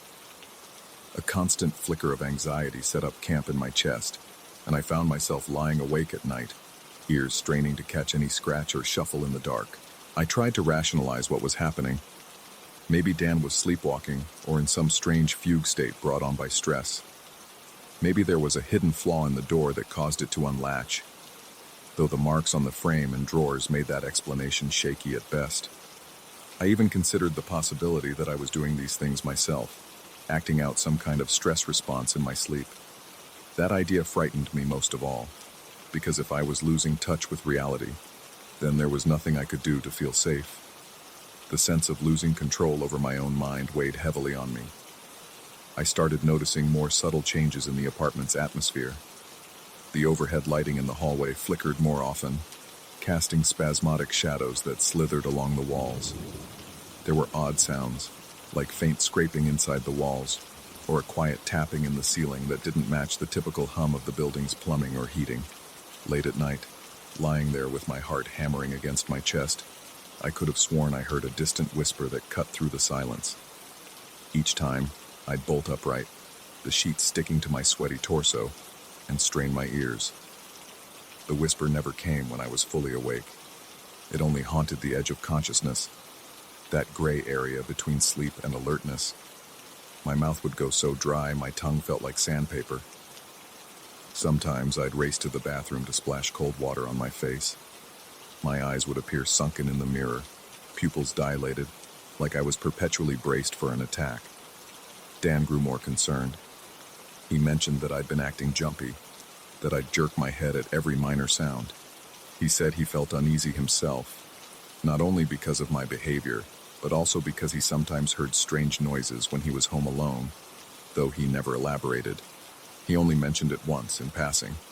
He admitted that he worried something was wrong with the building, maybe an intruder sneaking in when neither of us was around.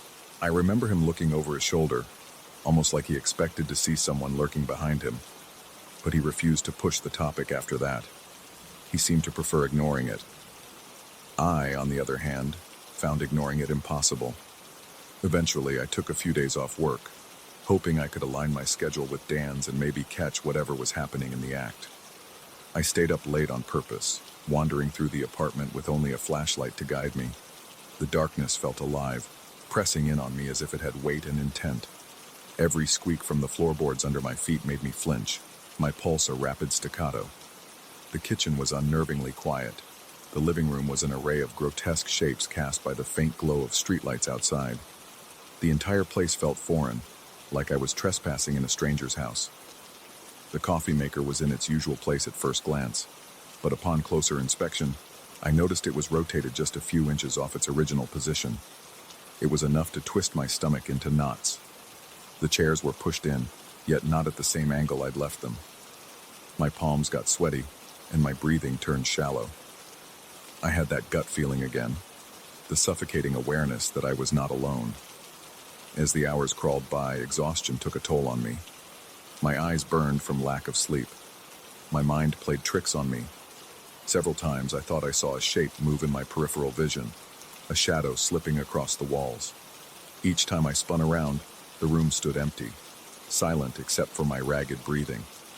My heart throbbed so hard it felt like it might burst out of my chest. By the end of that vigil, I was shaking, knees weak, clothes damp with cold sweat. For the next several nights, I didn't dare stay up. The stress seemed to be eating away at my sanity, so I tried to maintain a normal schedule, hoping normalcy would restore some of my lost stability. But that sense of an unseen presence lingered in the corners of every room, as though the shadows themselves were too dense, too aware. Even in broad daylight, I sometimes felt an electric prickle along the back of my neck that made me whip my head around, convinced someone was watching me. More often than not, I found nothing, just an empty hallway or an untouched living room. Then came the night when I was jolted awake by a sound I couldn't ignore. It started as a slow scraping against the wood floor in the hallway. My heart hammered in my chest, and my breaths came in shallow, panicked bursts. I reached for my phone, my hand trembling so severely I nearly dropped it. The screen lit up, casting a weak glow across my blanket. I stared at the bedroom door, half expecting the handle to turn on its own. The scraping sound seemed to inch closer, then abruptly stopped. I sat there for several minutes, paralyzed by indecision. My stomach churned, and I broke out in a cold sweat so intense it felt like needles under my skin. Finally, summoning what little courage I had, I crept out of bed. My legs felt weak, as though I was wading through knee-deep water. The silence in the hallway was absolute, pressing in like a solid force.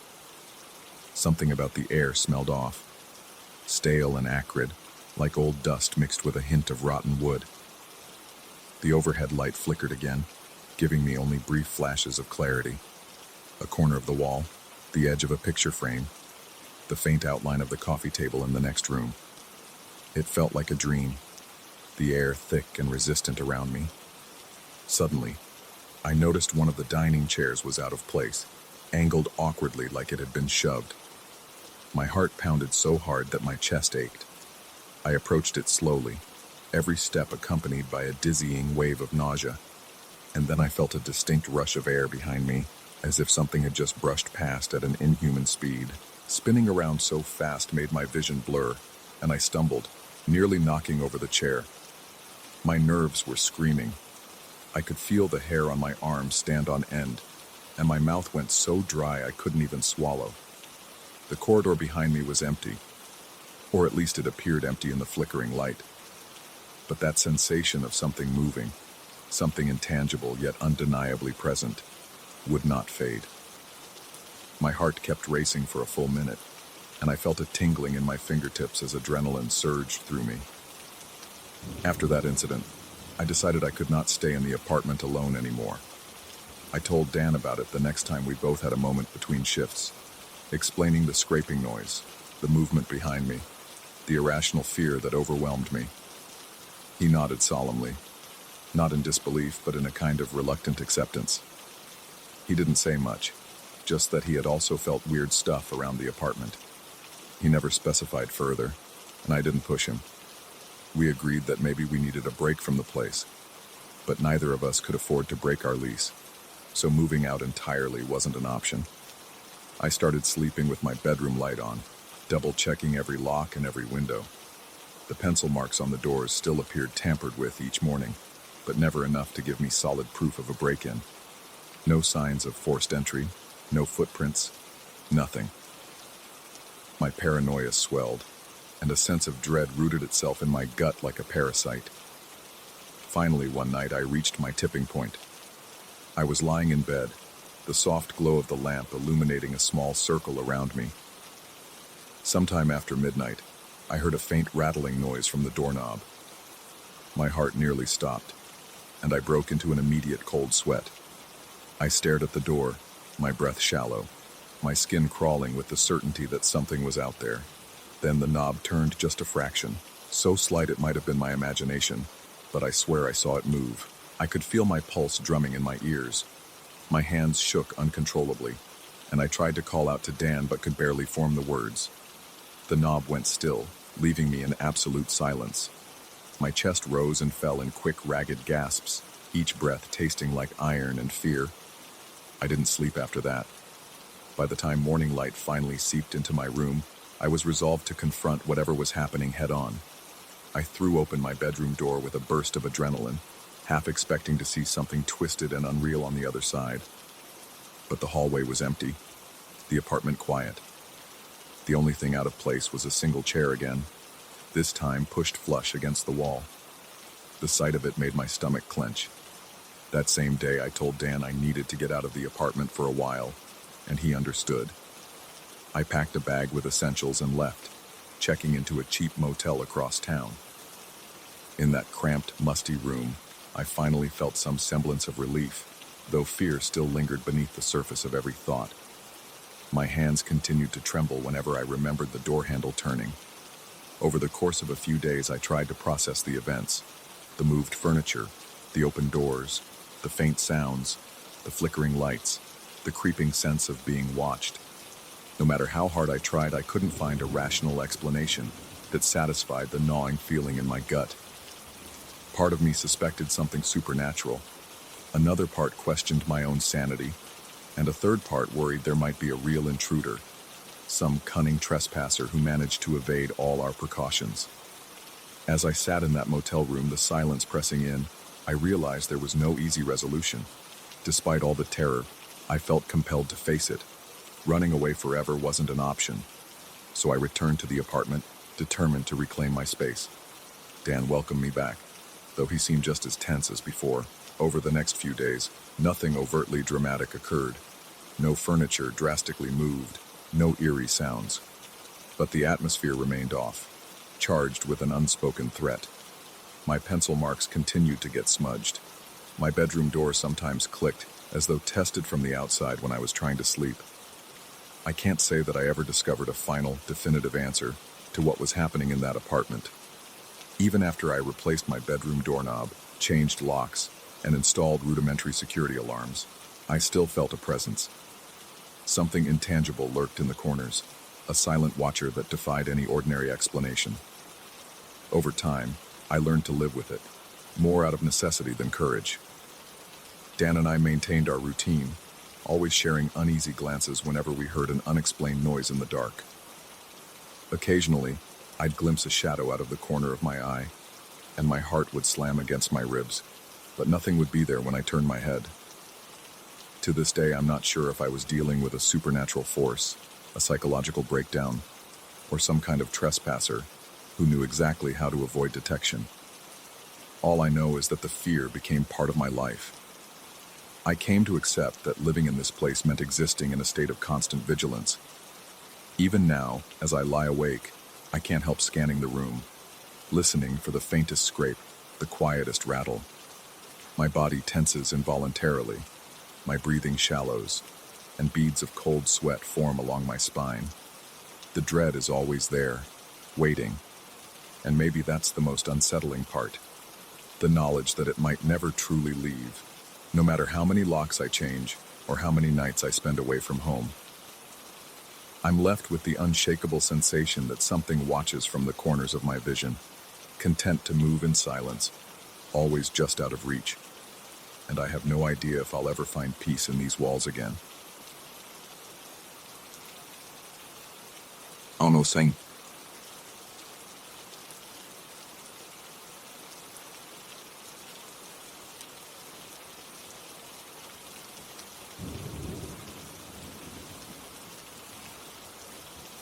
I remember the silence most of all. A kind of thick, suffocating quiet that clung to every edge of my senses, making the darkness feel even darker. That night, I was driving home along a deserted road at around 1 a.m. I'd left work late, so late that the parking lot was nearly empty when I got into my car. My entire body ached from the day's grind, and all I wanted was to get home, collapse on my couch, and not think about anything until morning. Yet from the moment I turned onto that barren stretch of asphalt, something felt wrong. It started as an inexplicable heaviness in my chest, as if my lungs refused to fully expand. The faint headlights illuminated a path that seemed to stretch on forever, as though the route itself had elongated to keep me trapped. The dizziness I felt came out of nowhere. 1 second I was alert enough, listening to my own breathing in the stillness of the car, and the next, I felt my head swim. My hands gripped the steering wheel tighter, knuckles turning white. I forced myself to keep my eyes straight ahead, ignoring the creeping sense that I shouldn't be alone out here. The road was void of other vehicles, not even a single pair of headlights in the distance. Eventually, instinct made me glance in the rearview mirror. It was just a habit, some reflex from years of driving. At first, I didn't notice anything unusual, but out of the corner of my eye, I caught the faint outline of something sitting in the back seat. My heart practically jumped into my throat.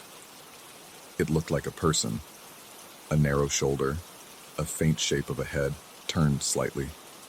I flicked on the overhead light with shaking hands, scanning the rear seat. Empty. Nothing was there.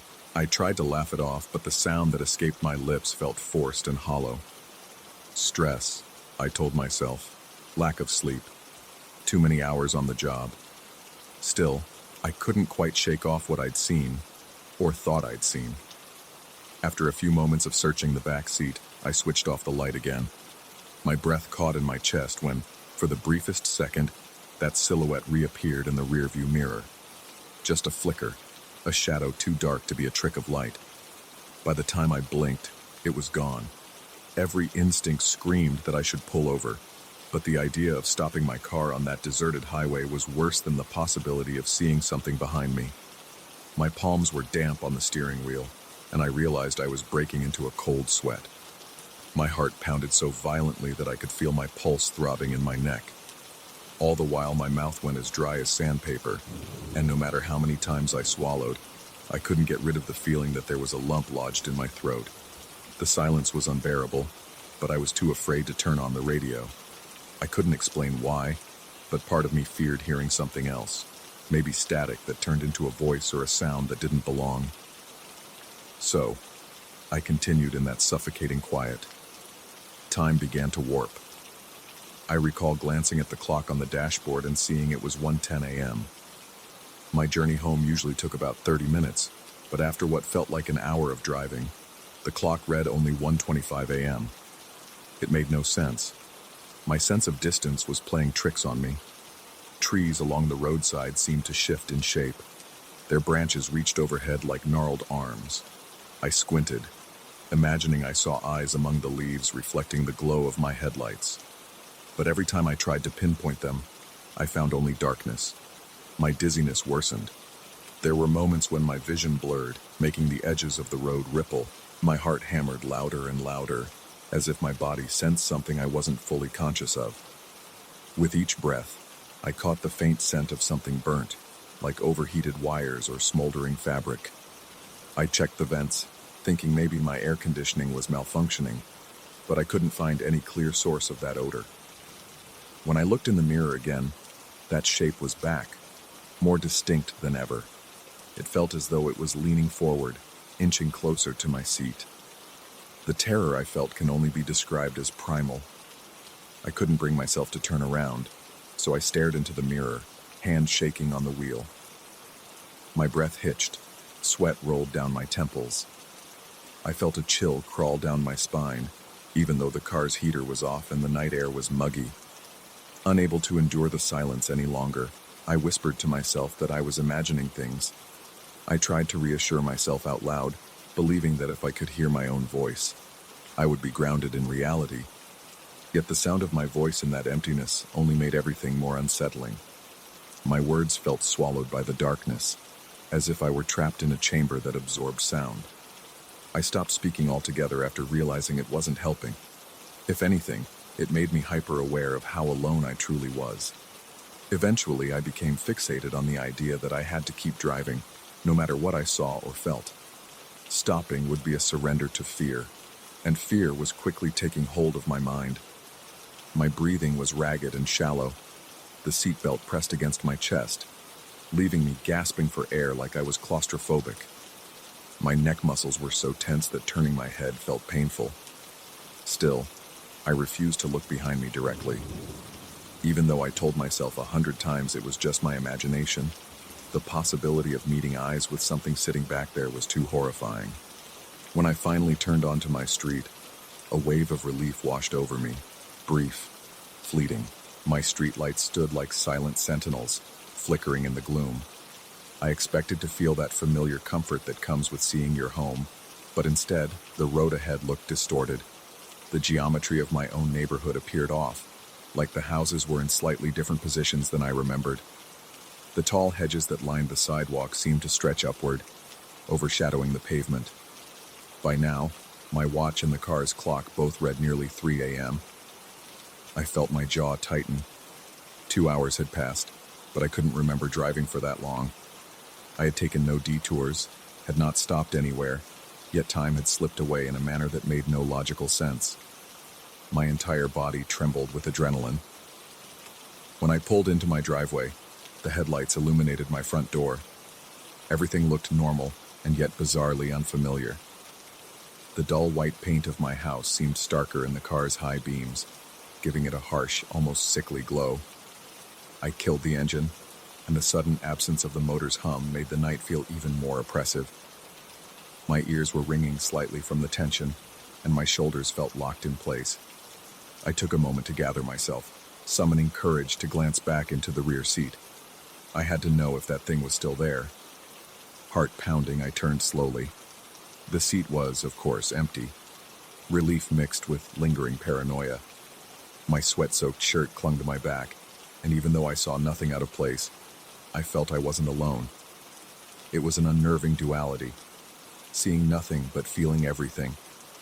Stepping out of the car, I became hyper-aware of my surroundings. The faint chirp of insects sounded somehow aggressive. The rustle of a breeze through the branches overhead seemed louder than normal. As I walked to my front door, I heard what could have been a soft scrape behind me. I froze. My heartbeat thundered in my chest and my breath caught in my throat. I forced myself to rationalize. Perhaps it was just a cat darting across the yard. I didn't dare look, convinced that if I did, I might see that same silhouette standing there. The key shook in my hand as I tried to unlock the door, feeling the metal slip against the deadbolt. Inside, The darkness greeted me like a living presence. Flicking the light switch did nothing.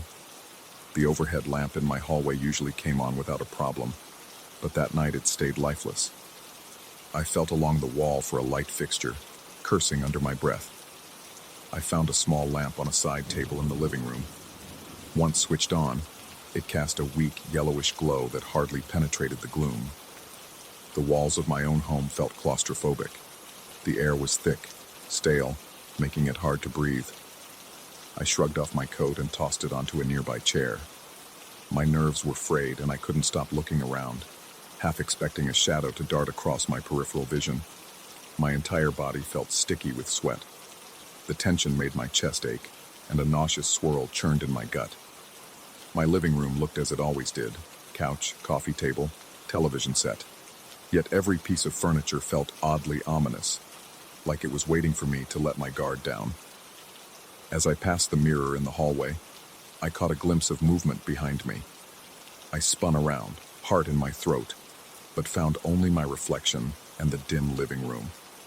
My eyes were wild, pupils dilated, face slick with perspiration. I stared at myself for a moment, feeling that the reflection was not quite synchronized with my own movements. I must have been hallucinating from fatigue, but it spiked my anxiety further. I tried to recall if I had eaten anything during my late shift, or if I had consumed too much caffeine.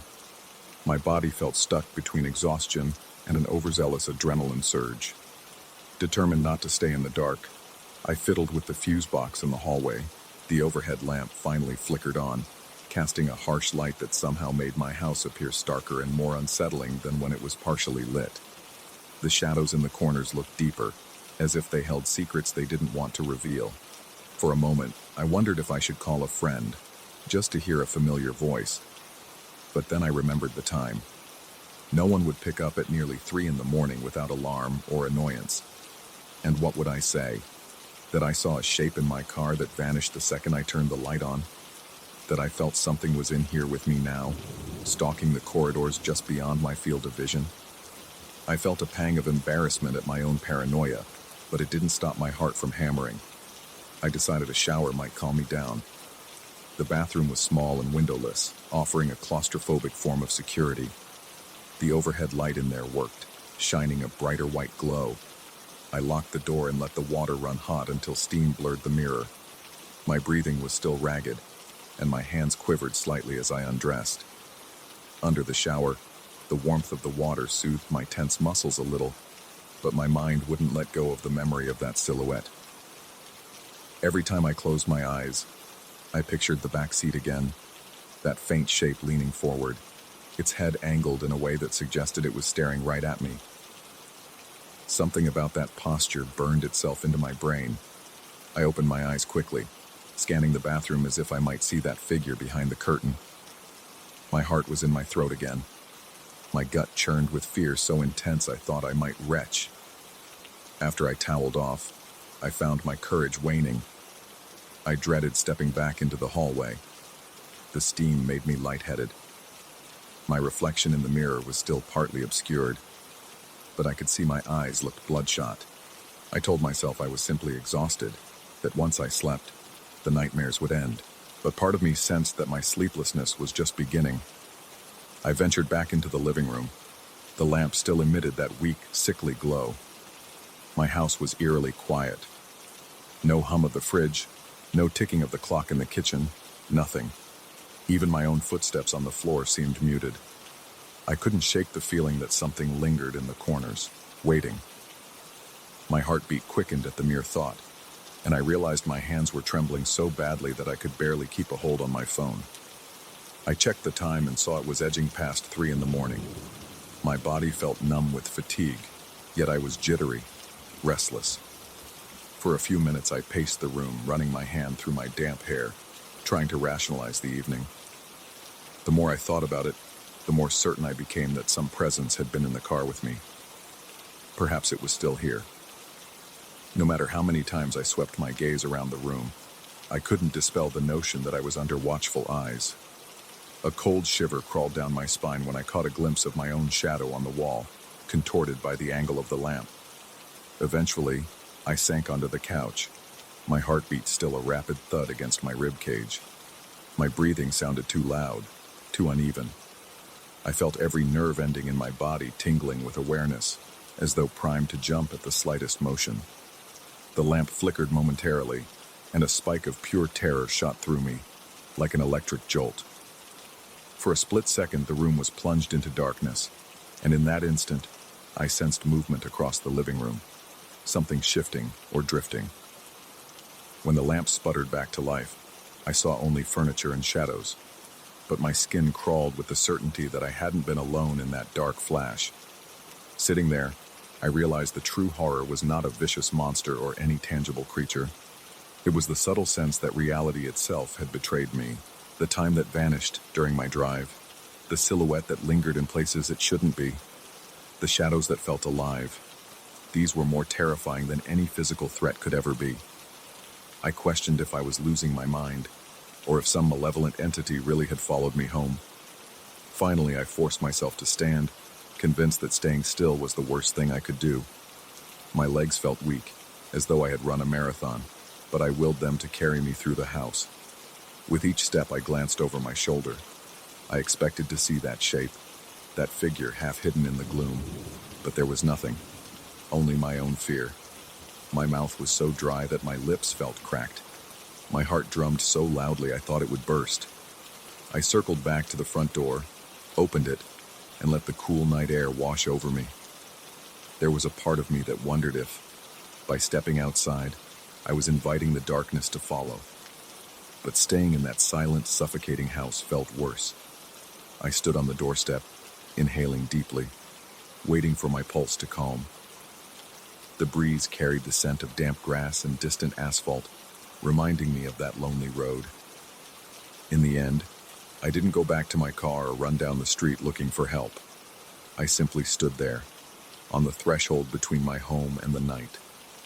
My thoughts circled back to that unexplainable lost time, the chilling presence in the rear seat, and the sense that my own house was not entirely safe anymore.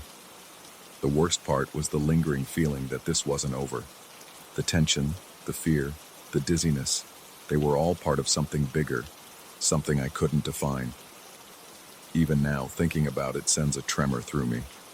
I escaped that night without a scratch, yet I haven't felt at ease since. The memory weighs on me, especially when I'm alone and the house is quiet. Sometimes I catch a glimpse of movement in my peripheral vision, just a shadow, gone in a blink. I tell myself it's only my mind playing tricks. Still, I can't quell the suspicion that whatever I saw, whatever I felt, is still lingering in the darkness, waiting for the moment I let my guard down. And that lingering uncertainty is perhaps the most terrifying thing of all.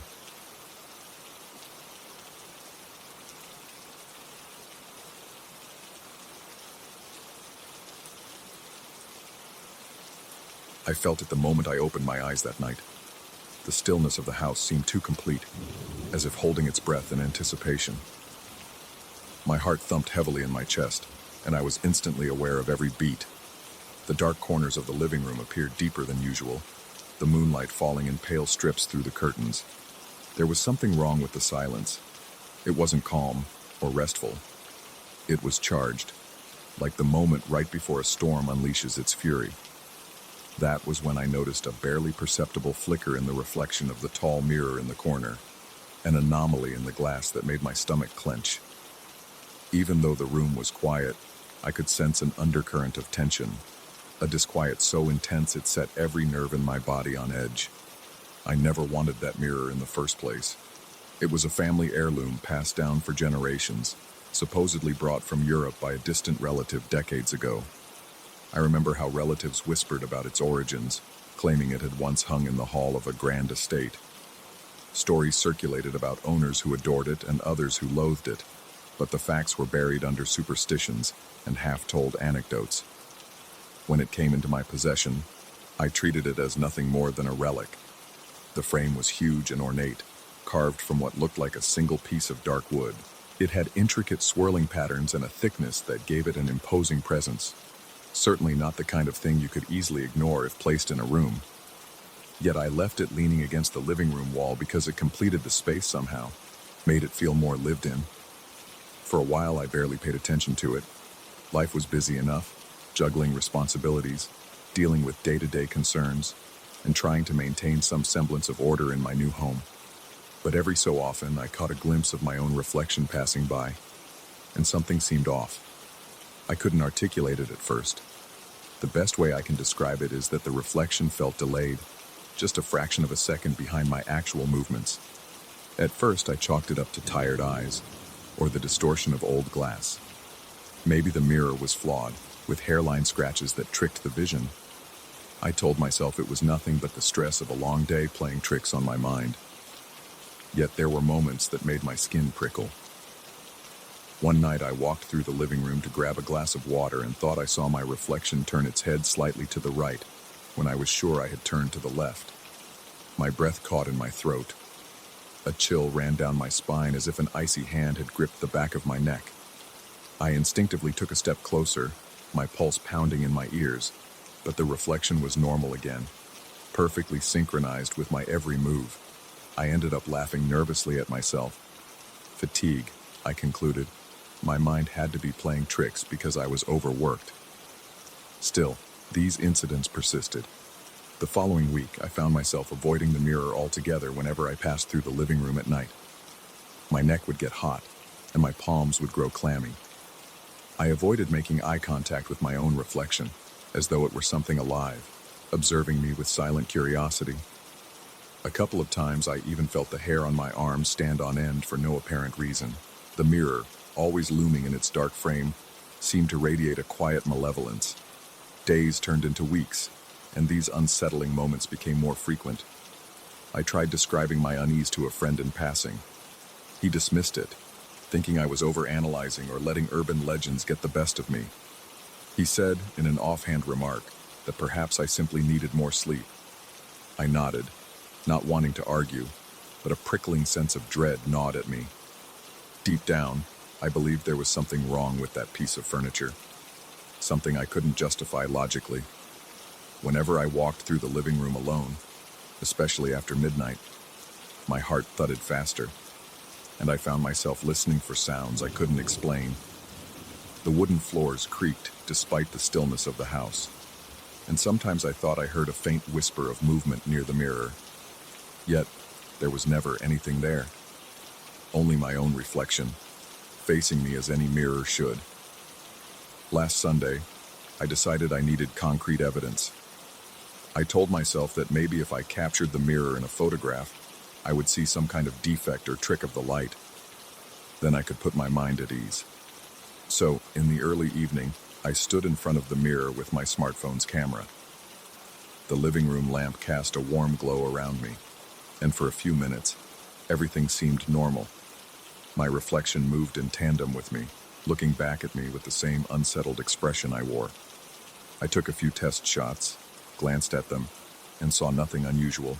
No glitch, no smudge, just my own tired face peering through the lens. But later that night, right around midnight, I worked up the courage to try again.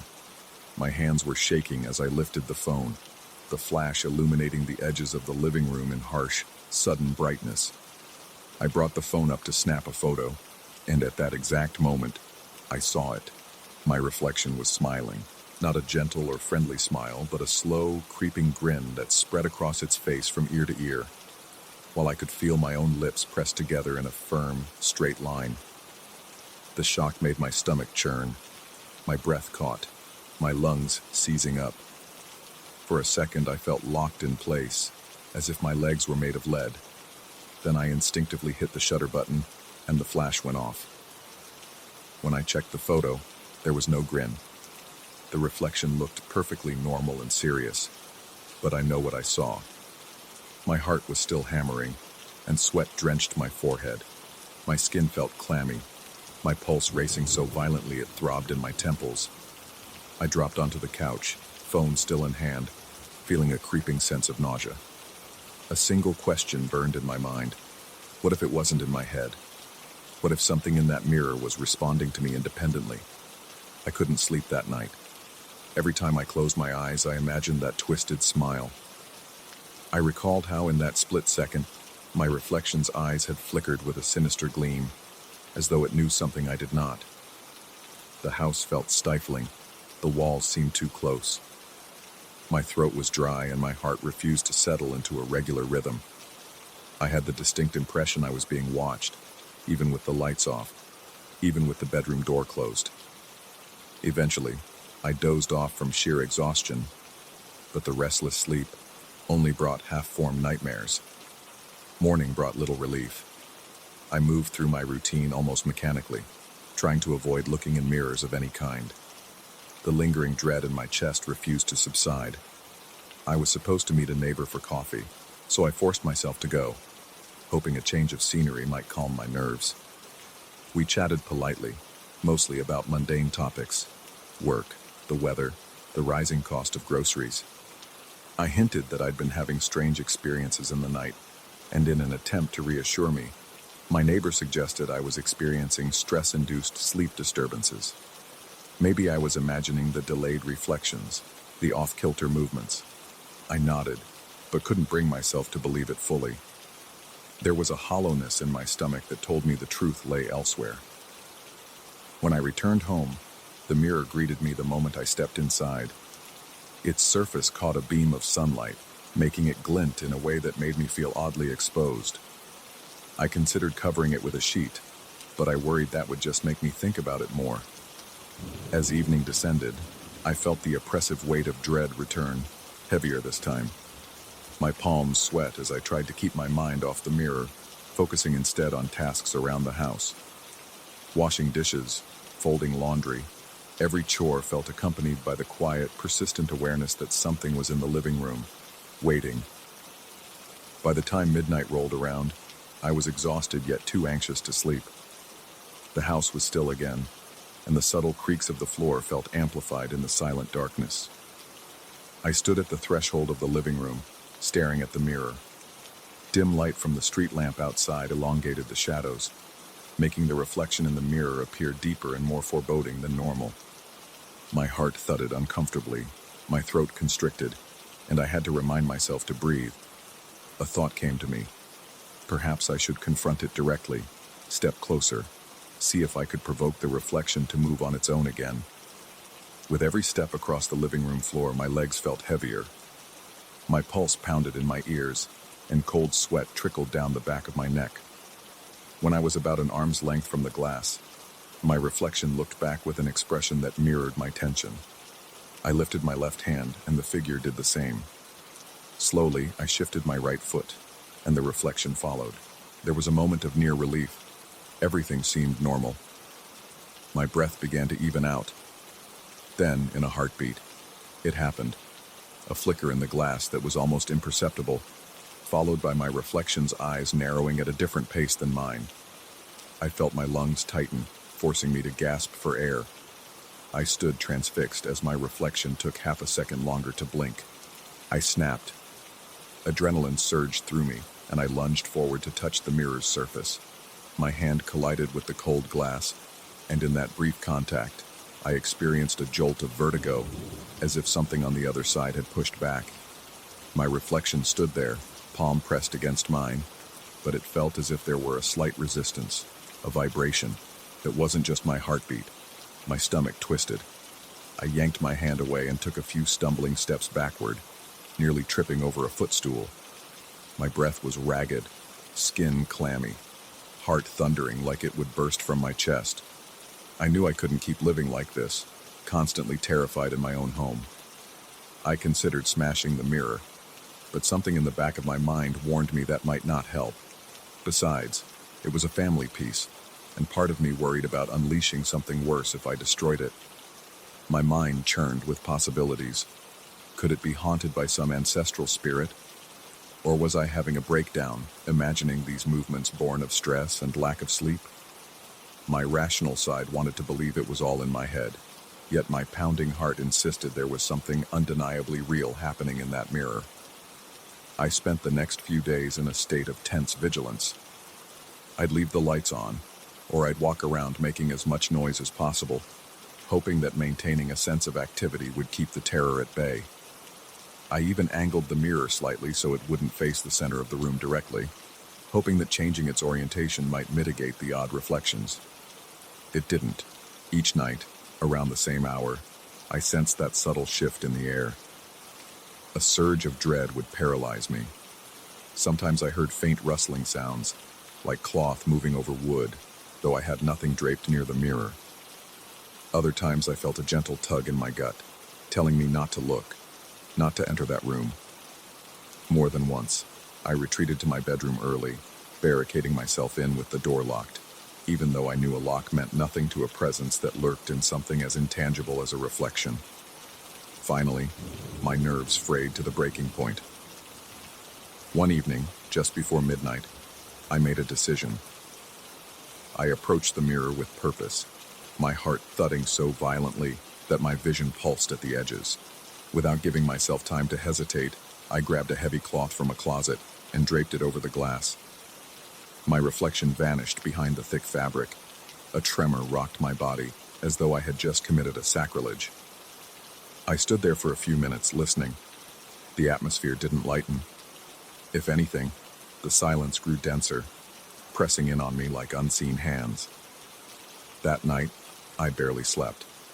I half expected the cloth to slip off, revealing that twisted grin, or for the mirror to emit some unnatural glow. But dawn arrived, and the covering remained in place. Over the next few days, I kept the mirror veiled. Whenever I passed the living room, a chill skittered down my spine, but at least I didn't have to see my reflection anymore. I was tense but functional, telling myself this was the best I could do until I found a more permanent solution. On the third day, I noticed the cloth had shifted slightly, enough for a sliver of glass to peek through. My throat went dry. A clenching sensation gripped my stomach. Had I accidentally tugged it while walking by? Or had it moved on its own? I approached warily, my legs shaky. With a trembling hand, I pulled the cloth back into position. Nothing leapt out at me, no reflection with a manic grin. Yet I sensed something was still there, something that had not relented. By the time night fell, the oppressive feeling in the house was nearly unbearable. Every muscle in my body was taut with tension. I decided I couldn't stay another moment in that living room. I made plans to temporarily remove the mirror from my home, perhaps store it in the basement or even in some distant storage unit. The idea filled me with cautious optimism, like maybe I could finally reclaim my peace. The sense of being watched, of something lurking just beyond the surface of the glass, had to end. In the early hours of the morning, I wrapped the mirror carefully, handling it as if it were a dangerous animal that might lash out at any second. My breath was shallow, and my heart pounded against my ribs. I could feel sweat collecting at my temples, dripping down in cold rivulets. My hands shook so badly I nearly dropped the mirror when I lifted it. Yet, with steady resolve, I carried it into a side room, away from the center of the house. I leaned it against the wall, still fully covered, and closed the door. Afterward, I slumped onto my couch, breathing hard, a sheen of perspiration coating my face. For a moment, I thought I heard a faint scraping sound from the room where I'd placed the mirror, but I forced myself to believe it was just the settling of old wood. I stayed awake until dawn, expecting some final manifestation of that horrifying grin. Nothing came. Eventually, I fell into a fitful sleep, haunted by dreams of shifting reflections. When the sun rose, I woke with an ache in every muscle, but a small part of me felt lighter. The mirror was out of sight, and for now, I told myself, that was good enough. Yet a lingering sense of unease gnawed at the edge of my consciousness. I knew the mirror was still in the house, and I hadn't solved the real problem. The question remained, was it some supernatural force tethered to the mirror, or was it simply my mind turning on itself? I still don't have a definitive answer. All I know is that I haven't dared to remove the covering again. The tension in the air has lessened somewhat, and I can move around my home without feeling that nauseating sense of being followed at every step. Yet the memory of that reflection's grin, formed on my face while my own lips remained perfectly still, refuses to fade. Some nights, I stand outside that closed door, heart pounding in my ears, sensing a presence on the other side. It's like a stare I can't escape, no matter how thick the walls or how many locks I secure. Even now, I question my own sanity, wondering if I conjured that sinister smile from the depths of my own fear. But deep down, I sense an unspoken truth. Something in that mirror recognized me and tried to make itself known. And I can't help but feel that one day, it will again.